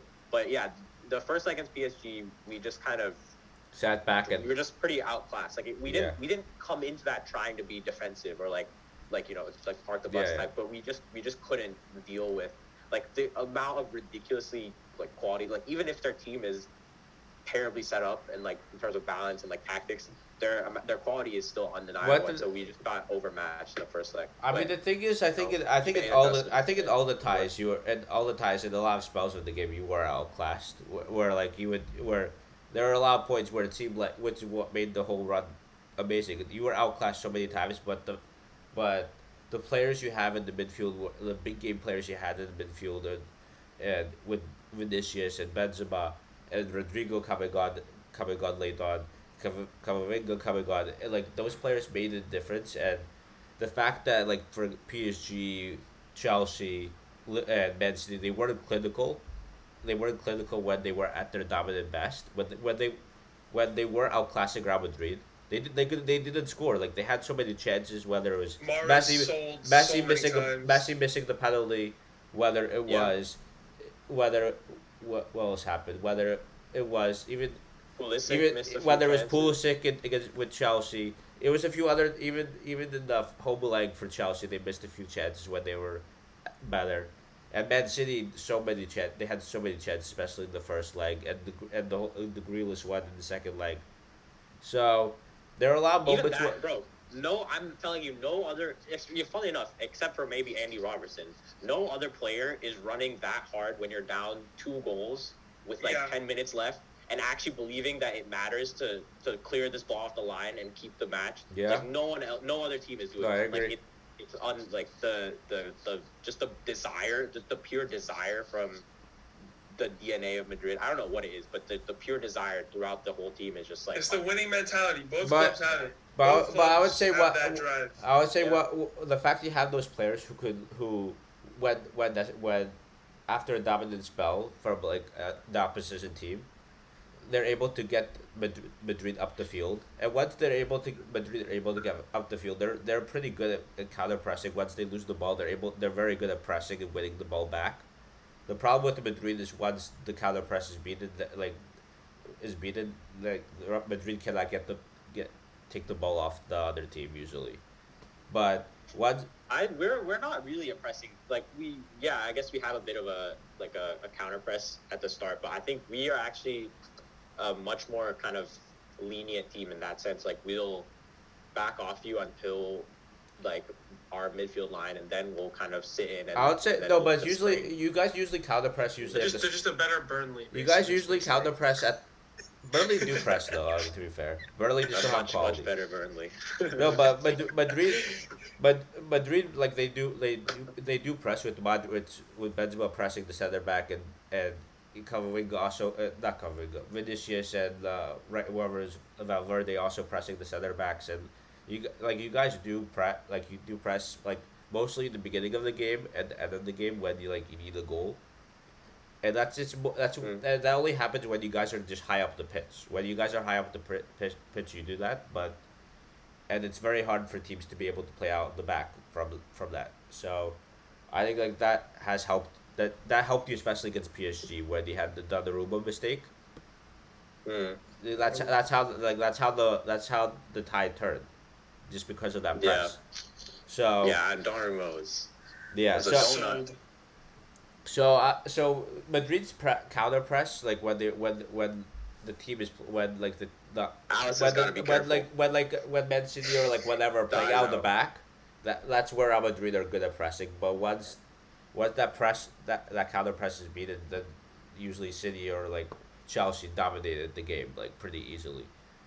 But even it was just amazing how like all these teams did dominate you guys in a lot of points in the game, and it felt like, oh, this is an easy win for Chelsea or Man City. But with Real Madrid, it's never done.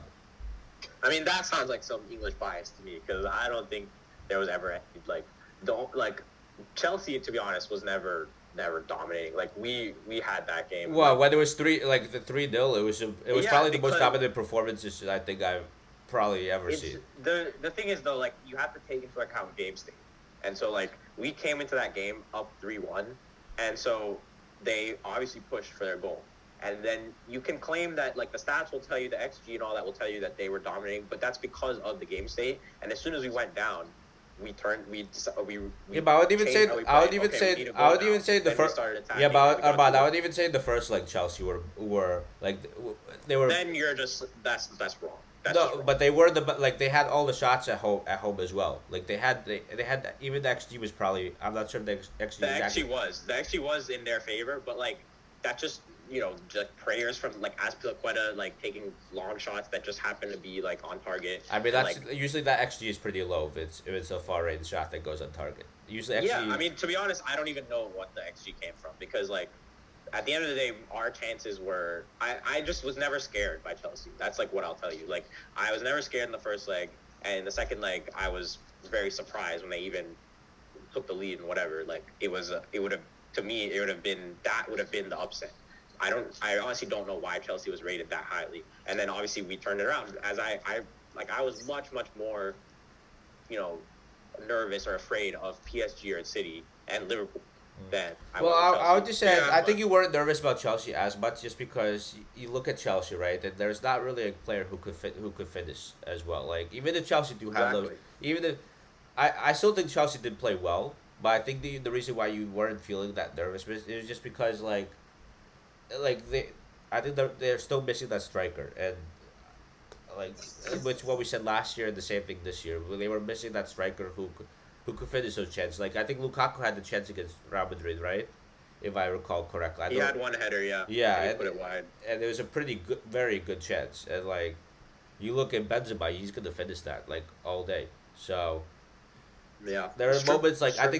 think there are moments like that. I think there are probably more throughout. I don't remember, but there are more that where the XG did come from. It's just Chelsea weren't, I guess, clinical enough, and yeah, The danger for the final that you can see in the past games like the Chelsea one is the one. If I was gonna point out our biggest weakness in defense, it would be our crossing defense especially yeah, from Trent side. So that's gonna be the biggest match of the game to me. If you like the Chelsea highlights, Havertz's the first Chelsea's first goal was like a cross. yeah. It wasn't even that. It wasn't even like that Yeah. hard. It was just like kind of like a simple Little- ball, low key. Yeah, and then you can go to Man City. You can see Mahrez put a ball in for De Bruyne. They go. Going, yeah. And I was just about. I didn't get a chance to finish my And- point. Yeah. Oh, the point of me saying that like about these that like Chelsea weren't clinical enough and Man City weren't clinical enough, and PSG. I think what gives me a bit of confidence for the finals is that we're normally a very clinical team. Like I don't know about that, bro. Like- Salah, Mane, and Zlatan are like some of the most wasteful players in the league. no, but that's against smaller. That's usually against like the smaller, like the smaller teams. But like for example, like against Man City, right? For like Bro, What- tell me how many shots you've seen. I would not Wide.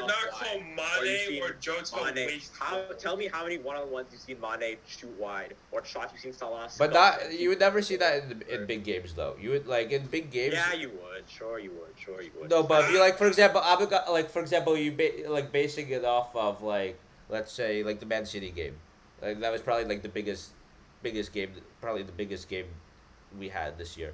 We were very clinical against Man City, and we like I think we took almost all our chances. Like when we were 1-0 down very early on in the game, we were very clinical with what we have. So I think like I think out of the three out of all the teams we like Real Madrid have played against, I think we're the most clinical out of all of them. I agree with that. I can hear an argument for Salah being a little wasteful. I'm not hearing that from Mane or Jota though. No, that's Like they're like they're not. think about when Mane is in a little bit of a purple patch right now, but think about the last season and the start of this season when he was in the biggest slump like you could have ever imagined. No, I agree. I agree with you. Yeah. Like all the That's chances. just not now though, is it? Right now he's playing pretty well, yeah. But Yeah. you can't tell me that like this is like trying to claim that Liverpool are some clinical team like is just not the case. Like relative to City, Chelsea, and PSG, I would say Liverpool more clinical than those. I would maybe maybe slightly, but like I think it's pretty like I think it'll play out pretty similar in the sense of chance creation and all that. I think the only difference is your midfield compared to their midfield. Like you have like a weird like inversion of your setup where like your midfield isn't your kind of base of your ball possession; it's your wing backs. So it's gonna be I don't know how it's gonna play out because realistically, Modric, Kroos, and Casemiro should be able to run the center of the midfield, but then we'll have to deal with like Mendy and Carvajal are gonna have to deal with like 2v1s with Trent and Robertson and Diaz and It's gonna Salah, be so I don't know. interesting because it depends on who's fit. If Fabinho is fit, I have so much more faith. Henderson is so much better as an 8 than he is as a 6. But Fabinho, So if Fabinho's there as a 6, he can clamp, and then Milner's just old. But like Is Milner actually gonna play? are gonna be put to the I sword. don't think so. But I think I I mean agree. from what I've seen with like the latest lineup news, Thiago seems like he's gonna he trained today, so it looks like he'll probably be. Yeah. It wasn't as bad as So what did Fabinho. They were both in and training. Fabinho is there already since Wednesday. He was there on Wednesday, so I think we expect to see our full lineup. Like Good. I think No excuses. No I think excuses. I think we expect to see the full, and I think we do expect to see our full lineup. Like that's the real. And I guess let's go through like what lineups we think we'll see. Then we could talk about a few key matchups, which I think it seems pretty obvious, but we'll talk about them anyway. So Yeah. I think our lineup will be out. We will have Allison, Trent, Van Dijk, Robertson. Who do you think the second center back? My choice is Kanate. I think he goes with Kanate too. No, bro. He's going with Matip. I'm saying Kanate's Matip. been the guy for him in the Champions League this whole time. It doesn't matter because at that point there's still rotation and there's still a game here, a game there. This is the last game of the season. It's literally just purely who do you trust more, who has been better. It's Matip. It's gonna be Matip. I'm saying. But the thing, honestly, the thing is though, is that like Benzema's not really fast like that, so we don't really need Kanate to be like. No, but I think why Kanate's speed. Kanate would come is I think it's more of Vinicius because Vinicius is on that trend side, and I But think Kanate is just not as like his positioning is still suspect. And also which one of them was it that like just completely missed that header against Wolves? Kanate. There you go. So that's just he's not gonna play, bro. It's Matip. Matip has been very, very solid the whole year. Like Yeah. I think it's gonna be Matip.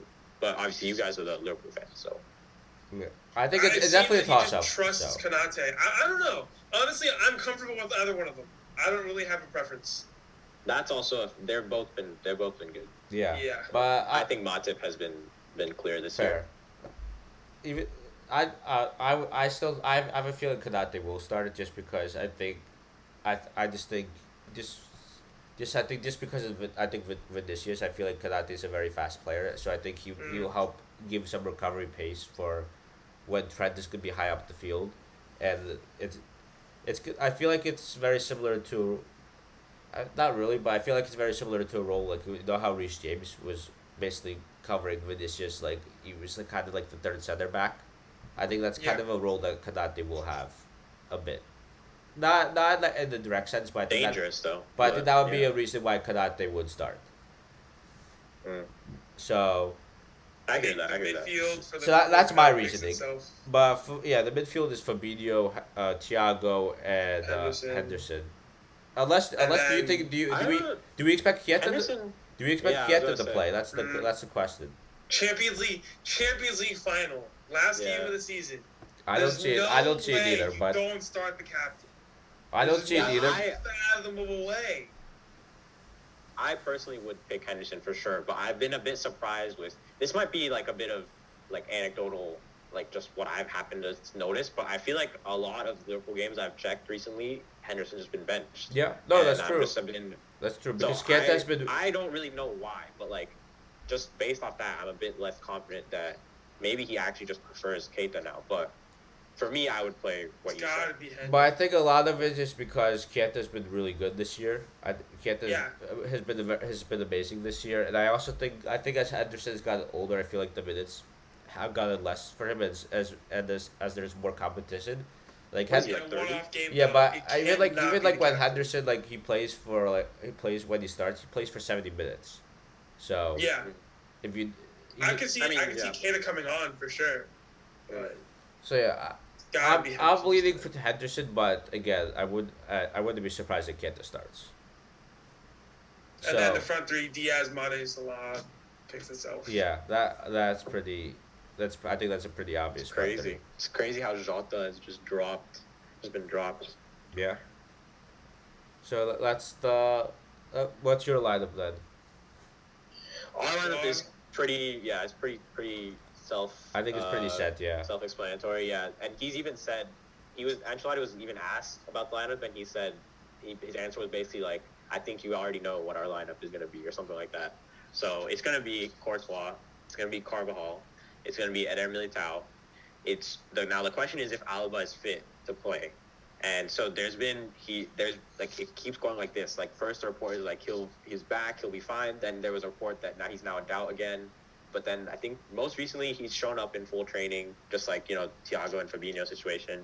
So if he's fit, Alaba's going to play. Then it's going to be Ferland Mendy, and that's the back four. Then the midfield three is going to be the KCM classic, Casemiro, Cruz, Modric. And we're going to have Vinicius on the left, Benzema on the right, and then Valverde on the right wing / kind of more fourth midfielder. Mhm. And that's our lineup. And then you can probably bet on Camavinga coming in and Rodrigo Yeah. coming in around the 70th, 67th minute. And then In the same way, I would be shocked if one of Firmino and Jota doesn't make an appearance. One of them's coming on. Keita's probably going to come on. So Yeah. So I guess a key matchup will definitely be. I wouldn't even say the Benzema Van Dijk. I think the key matchup will definitely be No. will be Still Vinicius. fullbacks. Will be Versus Vinicius Trent. versus Trent. Like that's gonna be. Carvajal versus Diaz.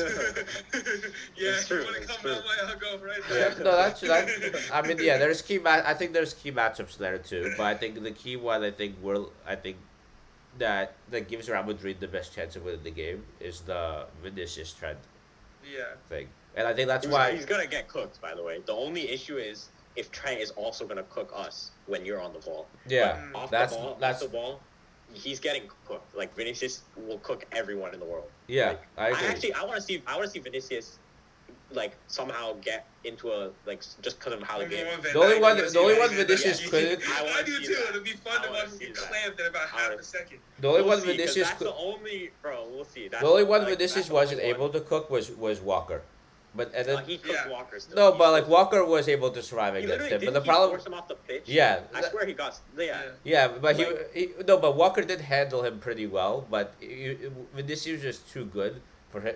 That Dude, Walker when was Vinicius injured. did Fernandinho like that, oh my lord. It was filth. Oh, I love it. I'm gonna Violating a dude on his way to the fucking retiree home was ridiculous. So yeah, Vinicius will cause us. I think he's like the biggest threat in my opinion, in this game is Vinicius. I'm like that's the guy. I mean, he's always the biggest threat because you know what you're gonna get with Benzema. It's just Yeah. the Benzema just is No, like actually, ridiculously clutch. The funny thing is the other matchup is actually Diaz versus Carvajal. Not Yeah. only because of the fact that obviously Diaz is gonna run at Carvajal, but because a lot of our attacks come from this. We play like like a not symmetrical. So like most of our build up will come from the left, and then Carval does this thing where he sneaks up the right, and on his own, and someone will usually a Cruz or someone will play this long diagonal to Carval, and Carval will have whoever is on that side pinned back, and he'll get to go 1v1 to put a ball in. So it's gonna be, I don't know how they're gonna try to deal with that. If they're gonna send Diaz back or just put Robertson out there to try to take him, but midfield go and cover. Yeah, it's literally gonna be like those two battles. I think those two are the main ones, and then the other one I would say is like the midfield, which I can talk about later. But I think a lot of the battle will be with. I think it will be a lot of Liverpool keeping the ball, and a lot I think it's still gonna be a lot of Liverpool keeping the ball. Real Madrid, like being under pressure a lot because Liverpool. Because I think we're comfortable with that. That's it's not like it's not that you're comfortable. I feel like that's just. I think that's how like how it usually goes. Just because Real Madrid are that pressing team as like as the Liverpool are. I mean, I think you guys, I would say you guys are relatively comfortable with that, but so I don't think that would actually, I don't think that realistically will happen as much. Like I think the main battle that will happen is you guys are going along for Vinicius to beat like kind of like the goal you guys scored against us in the first leg. I mean, obviously it's a bit different because we had Nat Phillips. That goal is the obviously it's a little different because we had Nat Phillips and the roadmap. Who were the center backs in that game? Nat Phillips and Kabak. Kabak, oh yeah. Dude, wait, he's in Norwich? He didn't even start for Norwich, I think. That's how. Man has his spot taken by Grant Hanley. But see the thing. This is why I'm saying that Kanate. I think that's why I would start Kanate just because he has that pace, and that's why. And if you're going up against Vinicius, I think the most important thing is to have that pace to deal with him. I hear that, but then I don't know if you trust him against Benzema. Like, so that's the sacrifice you have to make. Yeah, at the same time too, but I think in terms of aerial ability, I feel like Matip and Kanate are pretty similar. I think they're pretty similar. Yeah, level. Kanate it's about movement. It's all about movement and positioning, and it's just even Matip's positioning positioning I would say isn't the best either because like how many deflected goals does Matip give up?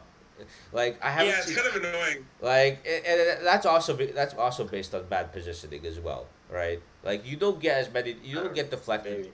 That many times if you're in the right position. Maybe once in a while, I'd say he's better than Konate though in that sense. So that's that's discussion to be had. Yeah. But you don't think I think that like I agree with the possession to a degree, but I also think that if you compare the three midfields we had to play against before this and now this one, if there's ever a game where we would actually be more in control in the middle, it would be this one. And so I think we're gonna see a bit more of a possession-based, like it'll be more back and forth. I think because to be honest, your strength is not Henderson, Thiago, and Fabinho. Like that. I mean, it's still a class midfield. Thiago moves. No, I'm not hearing that. No, but I don't think Arman. I don't think so. Just because. I just don't think so. Just because the fact that we're like a more pressing team than you guys are. I don't think, and I think you guys will aim. What happened to Owen, by the way? I think Owen connection dropped. Yeah, it's fine. He can be back. Yeah, there he is. He's back. We can't hear you, Owen. You both froze on my screen. Okay, fair enough. Y'all hear me now? Yeah. Yeah, we hear you. Yeah. So back to my point. I think just because we're a more pressing team, I think we'll more likely be winning a lot of the duels, more of the duels than you guys, which will make us more control of the ball than you guys. So that's why, and you guys will most likely end up going more long to try to expose our offside trap. Like I think that's the natural. That will definitely happen. Sure. That's gonna. So I think, I don't think you guys will have that much of the ball, as like. We'll see. We'll see. I think you're underestimating our team a little bit. But I'm not underestimating. I think that's. I just think that's the way you guys will go, and with in regards to in regards to like your players, you guys will at times will be able to move up the field because like Modric and Kroos are like the two best midfielders in regards to being press resistant. Mm. So like no matter like they're able to get you guys up the field no matter what. So Yeah. so I still, so like that's what's been happening when you guys played City or Chelsea. Like the same dynamic has happened, right? So I think it's gonna be a pretty similar. The dynamics will be very similar. I think it's just gonna be more about whether Liverpool could take their chances and whether Liverpool are able to handle that Real Madrid crazy spell, where whenever Real Yeah, Madrid it are able always to comes. where Real Madrid are able to attack us, and then The chaos football. once Real Madrid are up the field, they're very good at counter pressing us. So When Rodrigo and Camavinga come in, it's just chaos football, and I Yeah. don't know if we'll see if you can deal with So that. like I think because so I it's think just, everything just yeah. goes out the window. So I think for Liverpool, the last thing they want is something what you're saying, where it's gonna be like basically chaos football. Like Liverpool want the game to be under control. Like they want Liverpool want to be the ones dominate. Like they're the one. Like the goal for Liverpool should be to dominate the game, like and make sure they're in control of it, and when they have the chance to be clinical. And I think that's what how the game will look like, in my opinion. Whether the Liverpool win the game or lose the game, I'm not gonna say, but like Hmm. I don't really I I don't know think what to it's expect there, very. but I don't think there's a true favorite here. but in regards to I really don't think there is. in regards to how the game will go, I think that's a pretty obvious way where the game. That's where I see the game going. To be honest. I like your offside trap point was very good point. I think that's gonna come into play a lot. We'll see if Yeah. hopefully Madrid run some. I'm sure they'll have noticed it. They'll hopefully they run some tactics around having maybe Benzema like poach a bit and have try to play like a diagonal and then have some cutbacks. But and again, things like the that. offside But, trap, the only way it's gonna be exposed, the way is if Liverpool give the ball, let Liverpool give the ball away in bad positions, because if Liverpool give away the ball for in a very vulnerable position where it causes Liverpool not being able to press the center backs, and Yeah. the center backs have all the time of the ball, because Liverpool need to push up their Liverpool's front three need to push up the field in their midfield, then there's gonna be the opportunity for Militao or Casemiro to send the ball long, because the line is gonna be high and no one's pressing, which is like the worst combination to have. And at that point, you're basically hoping for an offside trap luck. So, mm, and this is what we see a few times with Liverpool. But at the same time, like if there is a 1v1, you back Allison to be able to save it, because he's one of the best goalkeepers in the 1v1 situation. I think we've seen that a lot this year. So one of. yeah, one of. We want to do a combined 11. Yeah. So let's yeah, go, I think. let's go. I'm ready for these. So let's I'm do ready for the I think we debates. previewed the game pretty. That's basically the dynamics of what I think the game will be. So let's do the combined. Uh Keeper. keepers. Keep this. We're going for a hard one already. It It's starts out Courtois, with guys. bang. I It's know you're Courtois. gonna say Courtois. I know I'm gonna say. Alisson. Yeah, we're gonna say Allison. You guys are gonna say No, bro. Courtois. So Put your, Okay, put your okay, bias here's the thing, here's the aside. thing. Put your bias aside. Both keepers are like world class. They're the best two in the world. Yes, they're the definitely best. up So there. honestly, if I'm either team, I wouldn't be upset with having either. But like, it's a coin flip. Courtois, It's a coin flip. Courtois is massive, bro. Like he's even if you don't even want to take into account like any actual skill, he's massive. Like that So alone. Yeah. You think Allison is small? Allison's not touching that ball that Grealish shot. I'm just like that the little toe True, he got but on. Allison That- is better one-on-one. He's not though. I don't. I would bro. I would honestly, I think in terms of saving abilities, keeping ability, I think that they're in terms of saving, I think shot stopping, I think they're pretty similar level, to be honest. I think Allison just better with with Speed. a little bit better with the ball than Yes. Courtois. I think that's like the Courtois is actually not bad with the with playing out the back. Yeah. And he's not terrible with it, but I think Allison is just Yeah. much better in that. And when I watch Liverpool play, and Allison's ability to play out of the back, that makes such a huge difference for us. So I think that's why I would say Allison ahead of Courtois. Now, but I think in terms of like shot stopping ability, like Courtois is amazing as well as Allison. I think, but I like either one. works here. But I think I just think for the way Liverpool. Agree to disagree because we're not gonna change your mind and you're not gonna Yeah, change out. I just. But my opinion is just the way that Liverpool play. The way Liverpool play with Alisson, such a huge point for our team. Yeah. So I think that's why I would you just sound say. like a City fan right now. Yeah, but it's pretty. It's because he can pass with his feet. Yeah, Bro, but it's pretty Ederson is similar. the most They're pretty bootleg similar. Alisson I've ever seen. On God. But again, I think the problem with Ederson is that he's not a good shot stopper. In my opinion, he's only good with his feet. For me, like I think he's one of the most overrated keepers in the world. Put him at left back. He'd be better for City at left back. Dead ass. Legit. Yeah. So. Legit. So Right there's back, I think there's a big difference between Alisson and Ederson in that case, right? Yeah. So if it was between Ederson and Courtois, it's definitely Courtois, right? In my opinion. Yeah, I mean, look at Brazil. Alisson's the one that plays. Yeah. Yeah. So let's move on to. He didn't play in the Copa, and then they lost because of it. So. Yeah. So let's move on to left back. I mean, this kind of we're not going to sway each other's opinions here, so it's a dispute. So left back, it's got to be Robertson, dude. Like it's got to be. Ooh. Yeah. Well, when you say Mendy, I'll give you Robertson. One of the center backs has to be Van Dijk, and the right back has to be Trent. Like. Yeah, Trent's better than Carvajal. In terms of who the other center back is, where it gets a little technical. Is Eder Militao. What do you say? Or I was thinking Alaba, to be honest. You could say Alaba. It depends how. Like, if you want to, it depends. If you're thinking about just. Oh, just like because Van Dijk is the leader of the team, right? And Alaba is also like.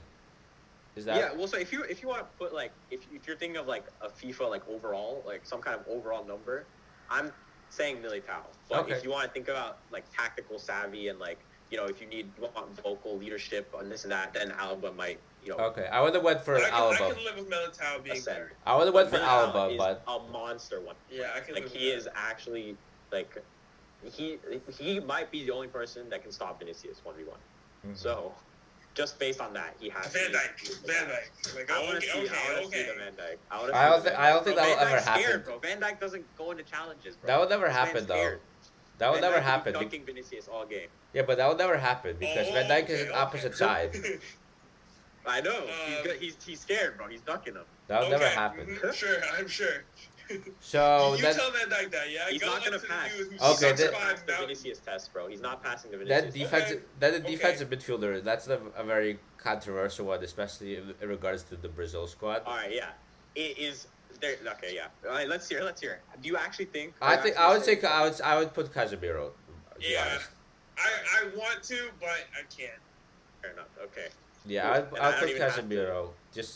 But I'm just saying this is pretty Thiago, interesting. But honestly, Thiago and Toni Kroos are not. I wanted to just talk about Casemiro for 1 second before we get to that. So do I. I just wanted to say this. The fact that we're comparing starting 11s to like whatever.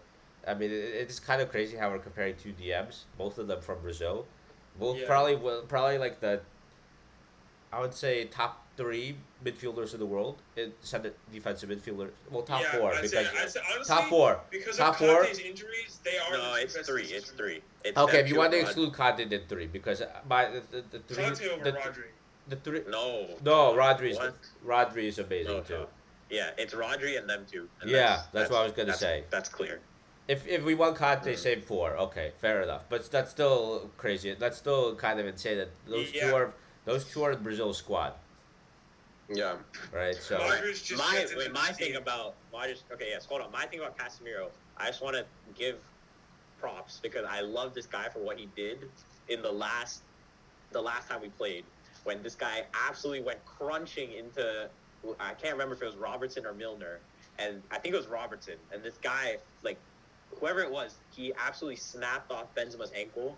You guys are playing so dirty that match.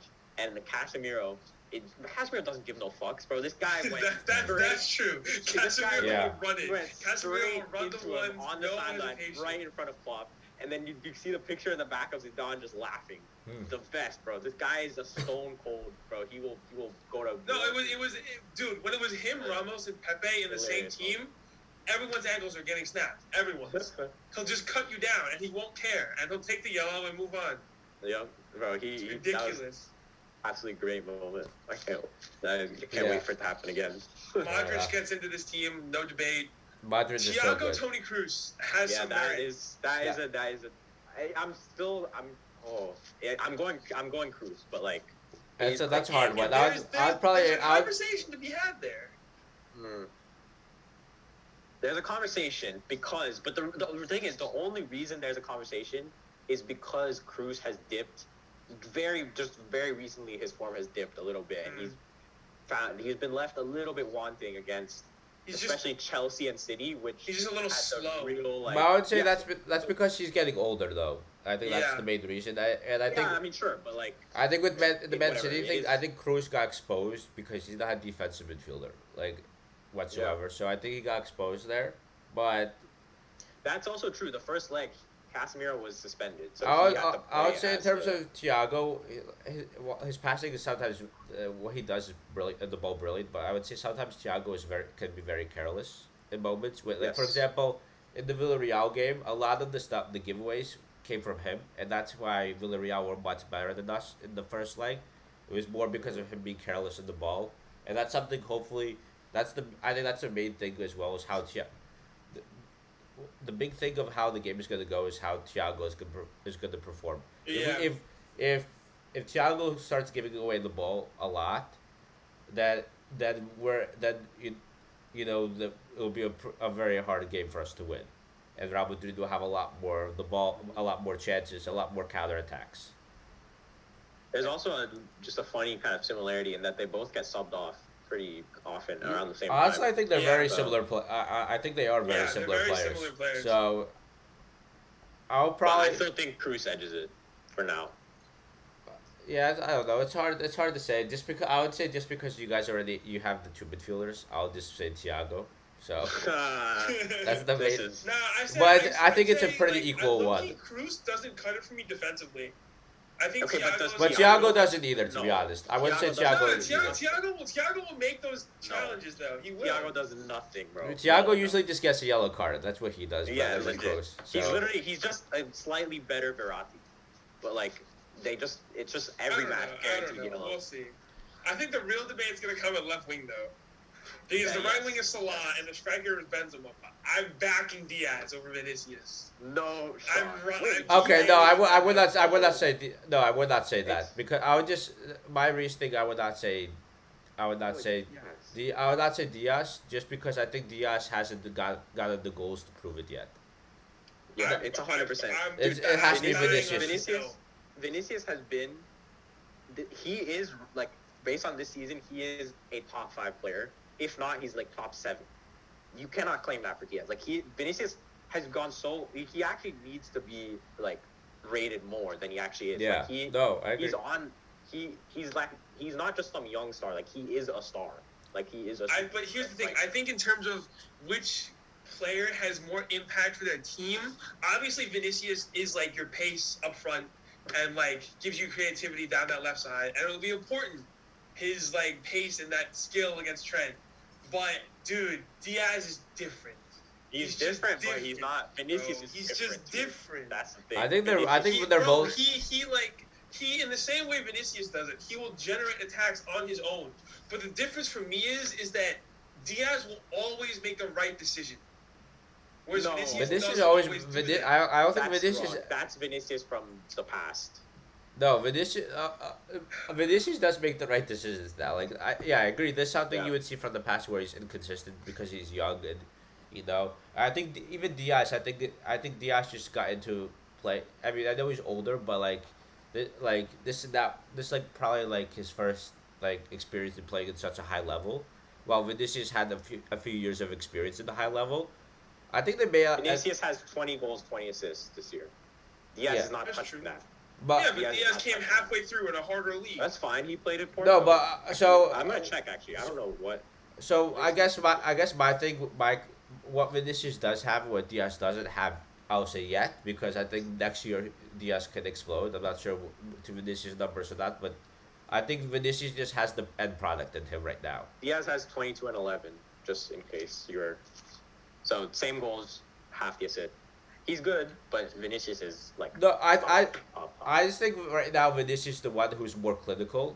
I would go for Vinicius too, to be honest. But this isn't the debate that I want to have. I want to have the Vinicius Mane debate because that is where Vinicius is. Vinicius isn't on Diaz. Vinicius is with Mane. So this is what I hear. If you want to talk about Mane right now, oh yeah, like, because Vinicius just scored a hat trick, bro. Because the thing is that like Mane hasn't been playing his best on the wing. He's been playing his best as a false nine.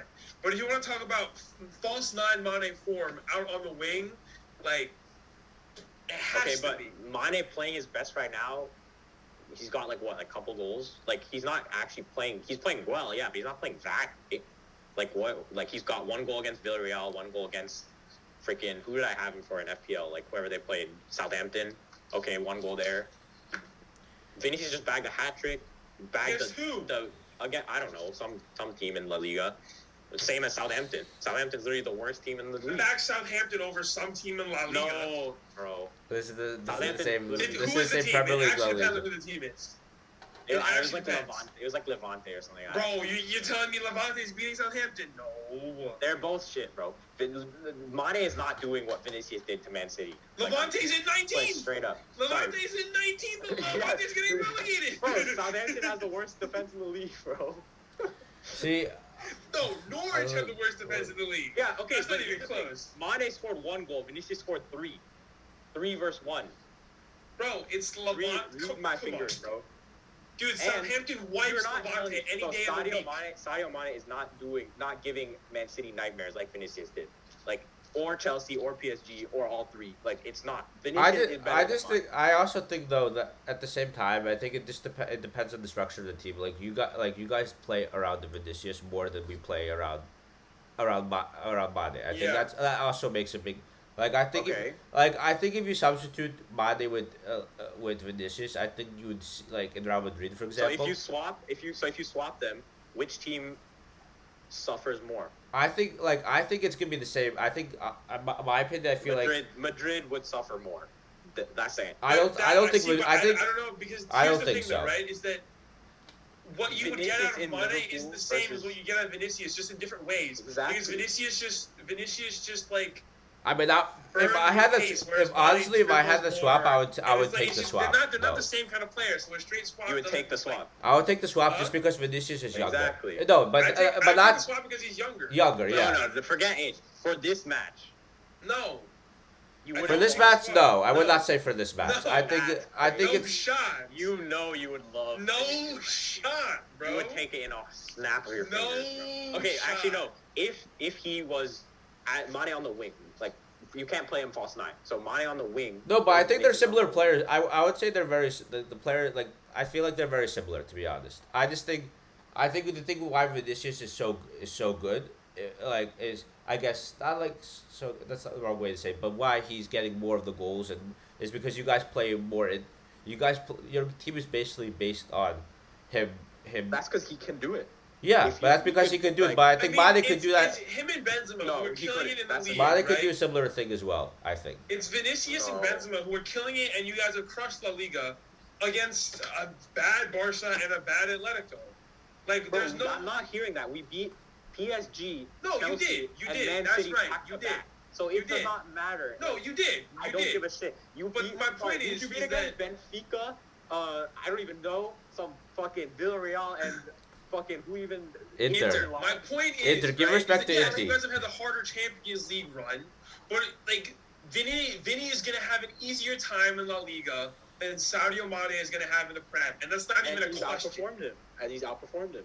So even if that's the point. Even if you want to put a little discount. On Benzema also, and we Vinny. can't That's have it. a Spain discount, bro. Spain does not. I don't even think that has anything to do with the debate. But even if you do that, Real rely on Vinny heavily, which is why he gets more goals and assists. That's why.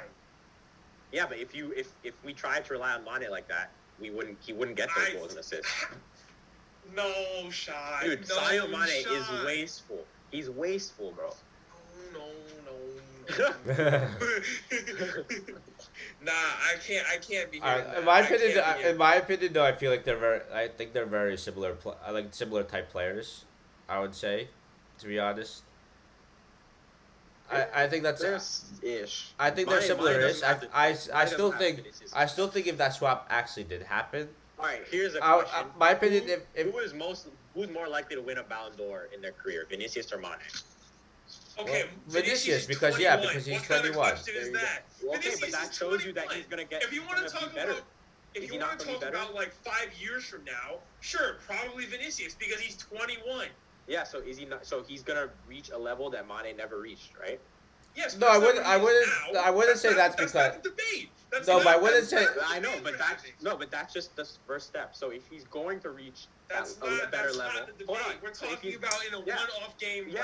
I agree. So if we're not talking about 5. Yeah, so if you want to talk about 5 years from now, then Jude Bellingham could win a Ballon d'Or before Modric did, before Kroos does. See that? No, but see what I mean? Like, in my opinion, so that means you can already see that Vinicius can be better than Mane. So now all you need to do is realize that he already has reached that level. No, but that's see, all here's you the need thing. to do. You just I agree that I fully agree. I fully agree that Vinicius can be better than Mane has ever been. I can definitely see a future where that exists, but that is not the present. It's just not. I'm not hearing it. Listen, it is this Saturday at 3 o'clock. It is this Saturday. See, I would disagree a little bit just because when Mane's been playing, it like the best players in the world has always been like Messi, like Ronaldo for most of his career. While Vinicius, that's also true. While Vinicius, Vinicius has Mbappe.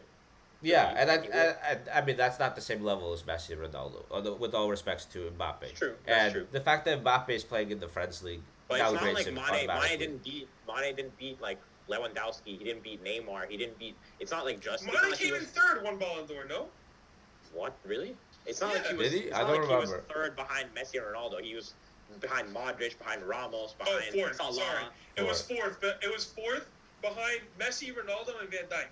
That was who he was behind when Van Dijk got robbed. So that's just, bro. It was Ballon d'Or rankings are just fraudulent, bro. It was the 2019 Ballon d'Or. Yeah, he was behind Messi and Ronaldo, and the best one of the greatest individual center back seasons of all time, and he got fucking robbed. The joke. Yeah. Van Dijk got robbed. You telling me you believe Messi deserved to win that Ballon d'Or for Van Dijk? No, Ronaldo did. Ronaldo deserved. Ronaldo did, and bro. Was that his Juve season? Oh, that was when he was at Juve? Fair enough, okay. This was 2019. This is the year... So was that his Juve? Yeah, I think this is the first Juve. Yeah, this is his Juve season. Or is it half... was it half Madrid, half Juve or something? No, I think he never played half Madrid, half Juve. It was full Juve. Yeah, no, it was... No, I think this is the year when Liverpool won the Champions League. So this is when Ajax beat Ronaldo. This is when Ajax beat Ronaldo. Yeah, so that year he was the best player. Ronaldo was the best player in the world that year. He was. I don't agree with that, but fair enough. He spent half the year at Madrid, tearing it up, taking them to the Champions League win, and then he went to Juve and basically put. I think it was a full year at Juve. Arman, it was a full year. It was a full year at Juve. I think that was insane. This is Ronaldo's full year at Juve. I think this is like when he beat Atletico Madrid single-handedly. Yeah, that was his first year. That was the. But the Ballon d'Or didn't consider Real Madrid. If you consider Real Madrid, then I would probably say yes. But this was a full Juventus season. This was no half. Yeah. Because this was November of 2019.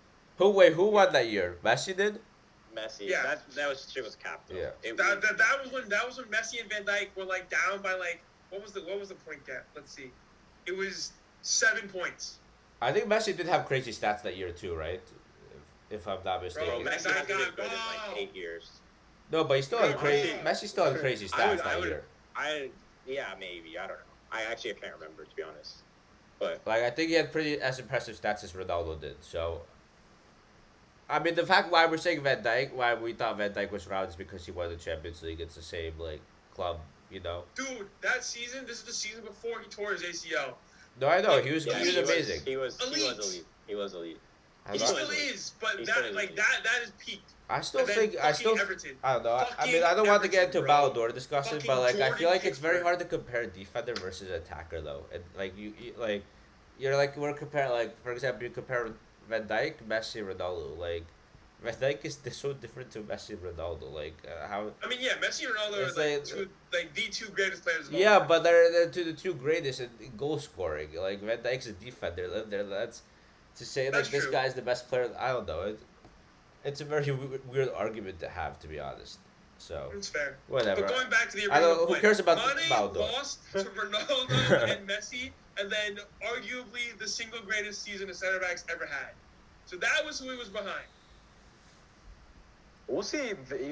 If Madrid win the Champions League, Vinicius might even finish fourth He or won't higher. finish No, yeah, higher. he actually could. That actually, I don't know. For no, me, there. because Mane won AFCON and qualified for the World Yeah, but Cup. he's been I'd be shit. surprised. Mane isn't even close to these guys in his actual personal play, his stats, or his personal ability. Like, this narrative is, like, he's not even better than Salah in his own team. Like, it's just cap. I'd say second half of the season he has been. No, like, I'd actually say since AFCON and World Cup qualifying, I'm not even kidding. Since then, Mane has been better, and Salah hasn't That's been not as even good. true, though, because all that is that Salah It's has just dropped. form, yeah. Mane hasn't elevated at all. It's literally Mane. No, Mane has. I think Mane has. Mane has elevated. Definitely has elevated. Mane has elevated. He looks a bit better maybe because he plays in the false nine now, and maybe that suits him a bit better. But like all that is just you see Salah drop, and so now people just want to build these kind of short term narratives. Like he's literally not even the best in his own team in terms of the Ballon d'Or discussion. So like. Okay, I think the Ballon d'Or discussion is nonsense. New statement but from I would, Fabrizio about Mane, by the way. what's the news? He said, "I think this is Sadio Mane on his future.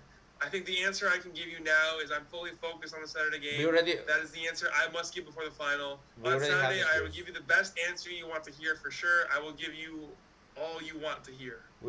But that's old news. Oh. That's old news, isn't it? No, I mean, he actually, tweeted this tweet was it very 33 recent. minutes ago.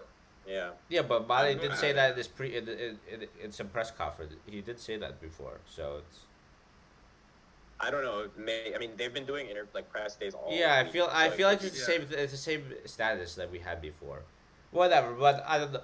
I don't want to develop this. I don't know. My opinion though. Sounds like. I think like it's a he very. was I trying think to it's a deflect very. from I think they're the very. fact that he might leave. I don't know. I think it's No. I think it's okay.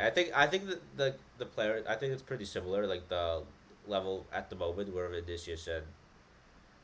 But I guess I don't know. I think So anyways, back to that I team. guess just because Vinicius has been able to single handedly get Real Madrid this far, well, I think it's more of a team effort than Mane. Look, should- there's I would- no one in La Liga. I That's would- my point. There's no one in La Liga. Yeah, but And we're not even we focusing on bad, La Liga. We're Barca focusing played on bad. Champions Okay, League. We did are you win your never league? competing for Did the you win league. your league? Did you win your league? Did you win your league? Oh, right, my bad. How much did we win our league by? 15 points? Oh, right. So even if you want to say that... No, but we won our league, we swept them by 15. 15 Bro, points. you were competing with nobody. Come You to the didn't Prem win. and see what You didn't happened. even win. If We Real were literally- Madrid were in, if Real We Madrid would are in, finish above you. if Real Madrid were in the Prem, they're Yeah. making top 4, and that's it. No. That's it. If you want someone, you want someone to No. challenge Man City, here you go. If you No, were ever, no. you ever needed If someone you to want to challenge. talk about leagues, you're not beating Man City in the league. Sure, you beat them in the Champions League because Pep Guardiola is a fraud in Europe, but you are not winning in the league. You can't claim that. because Actually, that's actually a good. West No, that's Ham actually a beat very Man good There's debate. To be honest. there's no shot, bro. City. We You won by guys, 15 like points. you guys were legitimately just better farmers than PSG this year because Barca how many- was ass. How many league and titles you got? How many Atletico league titles you got? was How many league titles you got? I have no idea. I don't care. I don't care. It doesn't change what I just said. 13. Okay. It doesn't change 13 what I just Champions said. Leagues, 13 Wait. Doesn't So let me. change Let's what I just said. wait. Let's just finish the start. We're because we're gonna ramble on a long time. I would say Vinicius still. I would put Vinicius probably. I think slightly edging. So I think we'll. Over So- Mane or over Diaz? Or Mane. I'll just or both. I'll just lead for that. Yes, sir. I'll Someone just does just because Full the of it, Josh, unacceptable. just because Okay. I would just say just because I think Vinicius is like you guys play into Vinicius a lot, so I would say he's had the most. I would say the level is the gap isn't that big. To be honest, in The my gap is opinion, not that.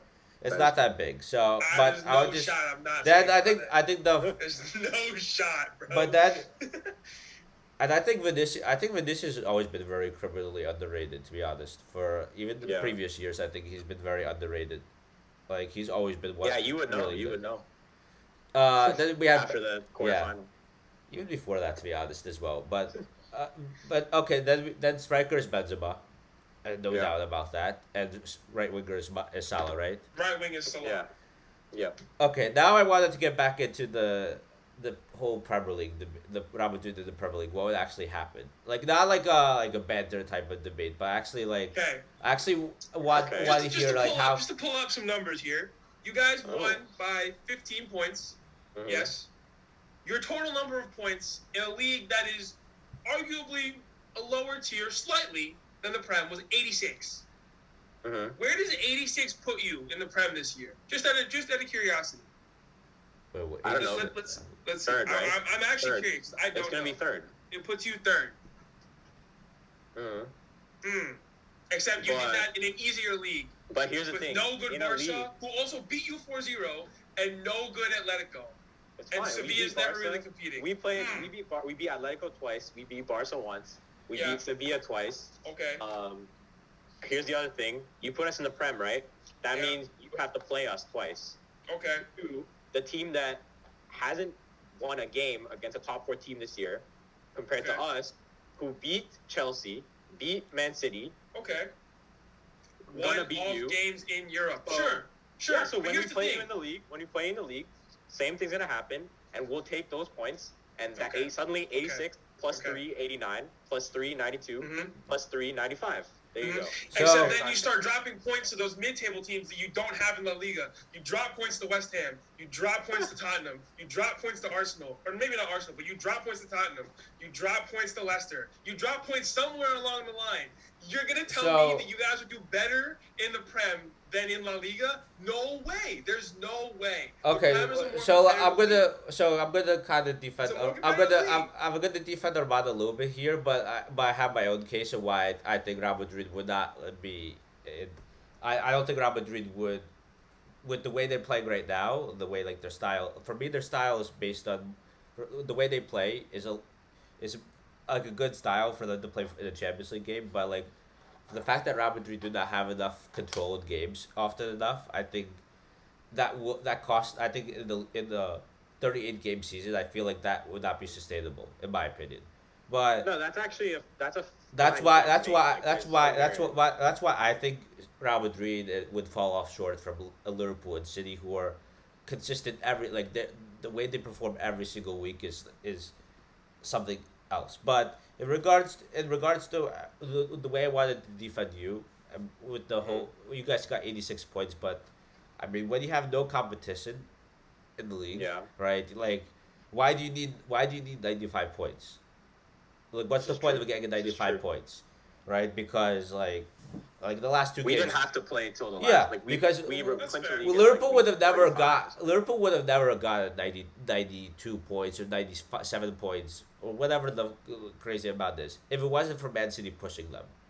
Both Yeah. what Man City and Liverpool have done to each other is push them to the highest level, and to be so And also, consistently I'll just good. say, like, it's not possible to predict where you're gonna finish in a league. Yeah, Like, in another so league. all you can say is that if Madrid were in the Prem, like the tier of teams in the world right now is City, Liverpool, and Madrid are the clear top 3 teams in the world. So that would be the title contending Yeah. tier in the Prem. But And so, then within that, injuries matter, and like random yeah, like. but events. that's why I think Real Madrid wouldn't be in Liverpool City level. That's unless like you guys change the way you play, right? That's my Maybe, but I think you do need to add a bit for the big game factor because even both the City dropped points to Spurs twice. They lost to Spurs twice. They drew with you guys twice. You guys didn't be a single team in top 4. Madrid has that. As I presented you with like the Barca, Atletico, and Sevilla records, like we win those games, No, I agree. and so that would give us a little bit of an edge. But That's fair, overall, I'm perfectly happy to accept that we're a Champions League big game team over a league team because I really don't. The big games is what matters, and so Yeah, I fair, will no, that's happily fair take enough. But I will take my Champions League comebacks and my my three-peat. No, that's fair enough. And rest on that. But like Three-peat, by the like way. for example, like remember when you guys won 4 Champions Leagues in a row, right? I think you were a similar Four. team then, right? When you how many did you win in a row? It was What, Champions Leagues? Yeah, We won 4 out of 5. 4 out of years. 5. How many times did you win La Liga in that run? I think twice. Like I think Barca won more leagues and were more dominant in La Liga. Or maybe even once. I think it was once. So I think that what that shows is that as a league team, Real Madrid, like it's not sustainable. The way you guys play is not sustainable in the league run, which is, I think Yeah, I'll hear that. why Pep does praise himself for what he does in the league. Yeah. So whatever you think about Pep Guardiola, I think that's the reason, right? So I think that would probably hold in the Premier League as well. And I think if Barca do get back to the level they are, that's why I still think Barca would be the team dominating in La Liga, but Real Madrid are the team that could win, are more likely to win the Champions League. In my opinion. Yeah, but Barca's going to take a while to get back. Yeah. that point. Whether how long it would, yeah, but so that's I guess I that's don't think you. that's, I don't think that's it'll how be the it's same as settling. this past season, though. There's no way you guys win by like double-digit points again. I don't see it. I don't see. I just don't. We can see you after the summer. We can see what we. Yeah, after the summer. That's true. It's after the summer. But I don't think it's. I think that's not out of the question. Okay, But- so we've been rambling on a lot. I think we covered everything we wanted to cover, right? Yes. Except the predictions. So what's our predictions for this game? Oh. Oh boy. Do we think either side keeps a clean sheet? No, I don't. No, think so. not at all. The firepower on is yeah, a it's too lot. much. Yeah. I But think it's a three. I think it's finals a. realistically are lower scoring than other. So I'm gonna probably stick to a lower score, but I don't know what. I would say like a 2-1. Yeah, to Liverpool, 2-1 just because or I'm gonna back my 3-1. guys. I think it's a 2-1 or 3-1 for either team. To be honest. Yeah. Actually, I'm gonna say 3-2 in extra time or penalties. That would be, dude. If this goes to pens, oh my! I think it's gonna go to either extra time or pens, and I could get behind that. This game's gonna be something. Oh man. I'm especially if both teams have their full lineups. Yeah. I don't know. It'll be a very class game. I think it's gonna be 3-1 to Liverpool, but it could easily be 3-1 to Real Madrid as well. That's where I'm. Last time I'm you going. played us, you had Ronaldo and we had Karius. Now neither team has either. Plus, you don't And, have well- Ramos to give him a concussion anymore. So we'll see what happens. Last time I came on this podcast, I think Josh predicted 3-1 to Liverpool, and we saw what happened. So Did I actually say I 3-1 wasn't to here. Liverpool? Can't speak on that. I can't remember, to be honest, but I think it was. We also had something Nat Phillips playing center back, lad. Nat Phillips. I don't Of course, he remember has why. no I actually don't meaning, remember why I can't said lie. to that He point. bossed Old Trafford, but like, come on, it's Nat Phillips. Hey man, you ain't seen this. You ain't seen prime Benzema and Vinicius yet. So You ain't seen Van Dyke. You ain't Exactly. seen Mane, but it's But it's gonna be. Courtois and Newell. But we have just on the game. Just more on the game. What it's gonna be very interesting because when we last played, we played Madrid. We didn't have the experience that Real Madrid having. I mean, Real Madrid still have more experience than us, but we have a lot more experience than we did have in the previous Yeah. final. it's true. So it's. And A the lot of this Madrid, team fa- has the won a Madrid Champions team is League pretty already. much almost the same, except Vinicius is there now, instead of Mhm. Ronaldo, right? Well, there's Valverde. There's Bale. Militao. Yeah, but I'm saying it. Random ass But for the most blow part, shots. right? For the most part, it's the team is very like the core of your team is very similar. Yeah, the core has done a good job to transfer the right mentality, work ethic, and all that stuff to Yeah. the rest of the team. Yeah. So I I see, I fine. think we're gonna see a very like the final. I think it's gonna be either whatever happens. I think it's gonna be closer than what happened last time. Yeah. So I don't know. It's gonna be pretty. So I think it's gonna be pretty exciting to see what will happen. I'm gonna be really a looking brilliant forward game. to it. Looking forward to So it. No matter what ends up happening, it's gonna be a sick game. It's gonna be a sick. Yeah. I'm on it. I'm so ready, bro. I want the Yeah. game. I'm so ready. I want it to start now. Oh, wait, did you predict yet? Yeah, I said 2-1 Liverpool. 2-1. But if it go, oh man, if this goes to extra time, oh my god, oh my god. Well, I think we broke a record for the longest episode we ever had. But It's 2 hours. It is Champions We've League spoken final. for 2 hours and 18 minutes, and I wouldn't say I'm surprised. Yeah. Mhm. Heading to like given how much we had to talk about. Yeah. And I mean, And the specific group of honestly, us three. I was a little upset when Real Madrid did beat City because, as I mentioned City before, bottle. as I mentioned before, like Real Madrid are for me are pretty scary in the fact that they're so clutch, and the fact they were able to beat all three big teams and then get to the final. It seems like the narrative is there, but again, the narrative's always there. Like for example, Gerard saving the day, that narrative was there, but didn't happen. But All right, wait. Here's the okay. So So- if we win, is this the greatest Champions League run of all time? it has to be up there, surely. Yeah. You were I mean, underdogs easy for up every there, but single easy. game. You were underdogs for every single game. I Not think this one. by but- the. Well, I think we are still for the. This in one, terms of betting- I think the I betting think it's lines. stupid that you guys are underdogs for this game, but I think you are. Surely it's got to be even. Like what? Is it really? I'm gonna check right now. Let's see. Even the City game, Uh, even the City game, you guys should not have been underdogs, but like too massively, not like huge underdogs. I think it's a 50-50 game, but like I think you guys are underdogs for this. No, they're technically underdogs. Liverpool plus Yeah. 110, draw plus 260, Madrid plus 245. Why is there a draw? I guess It's like a extra time. regular time draw. Yeah, regular time That's draw. weird as hell. Yeah, so I think Real Madrid are the underdogs, but I think logically it doesn't make sense to me. So for me it's a 50-50 game. What's interesting is that we've played you guys 8 times, and in those 8 games, it's you guys are 4-1-3 against us with a 10-8 goal differential, and those 2 Is that goals one- and one of those wins came in the Champions League final. 4-1-3 means 3 4-1-3, draws. and or you 2 guys losses? won 4, lost 3, and tied 1. Well, Another stat is our Champions League final record is I know. 13 It's out of immaculate. 16. Yeah. 13 out of 16. yeah, Yeah. you guys are insane in finals, so yeah, Oh, it's yeah. gonna be. We know how to get it done, bro. But hey, this is Liverpool. It means more. This means more. No, it's gonna be definitely a massive game. I can't wait for it. So, Yeah, oh man. so I'm not gonna have a voice by the end of it, guaranteed. Yeah. So yeah, this is We'll the see big what happens. this is the big See what episode. happens. The group chat's gonna be going mental. Yeah. Yeah. So this is the episode.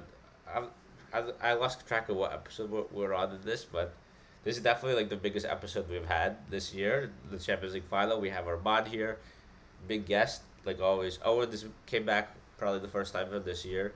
When Owen is here, it's always a big podcast as well. I think last time Owen came was when when Connor was there and Argy was there. It was like the United Liverpool. That was the United game, which got moved, and then we smoked them in Old Trafford. No Yeah. mini masterclass. Yeah, we I had all remember we did all that preview just for the game to get postponed Yeah. to do Glazer out protests. So yeah, that's the episode. Thank you guys for joining us, for joining me, and thank you all for also watching. And yeah, we'll see you all later after the Champions League final. You'll never walk alone. Arman Madrid.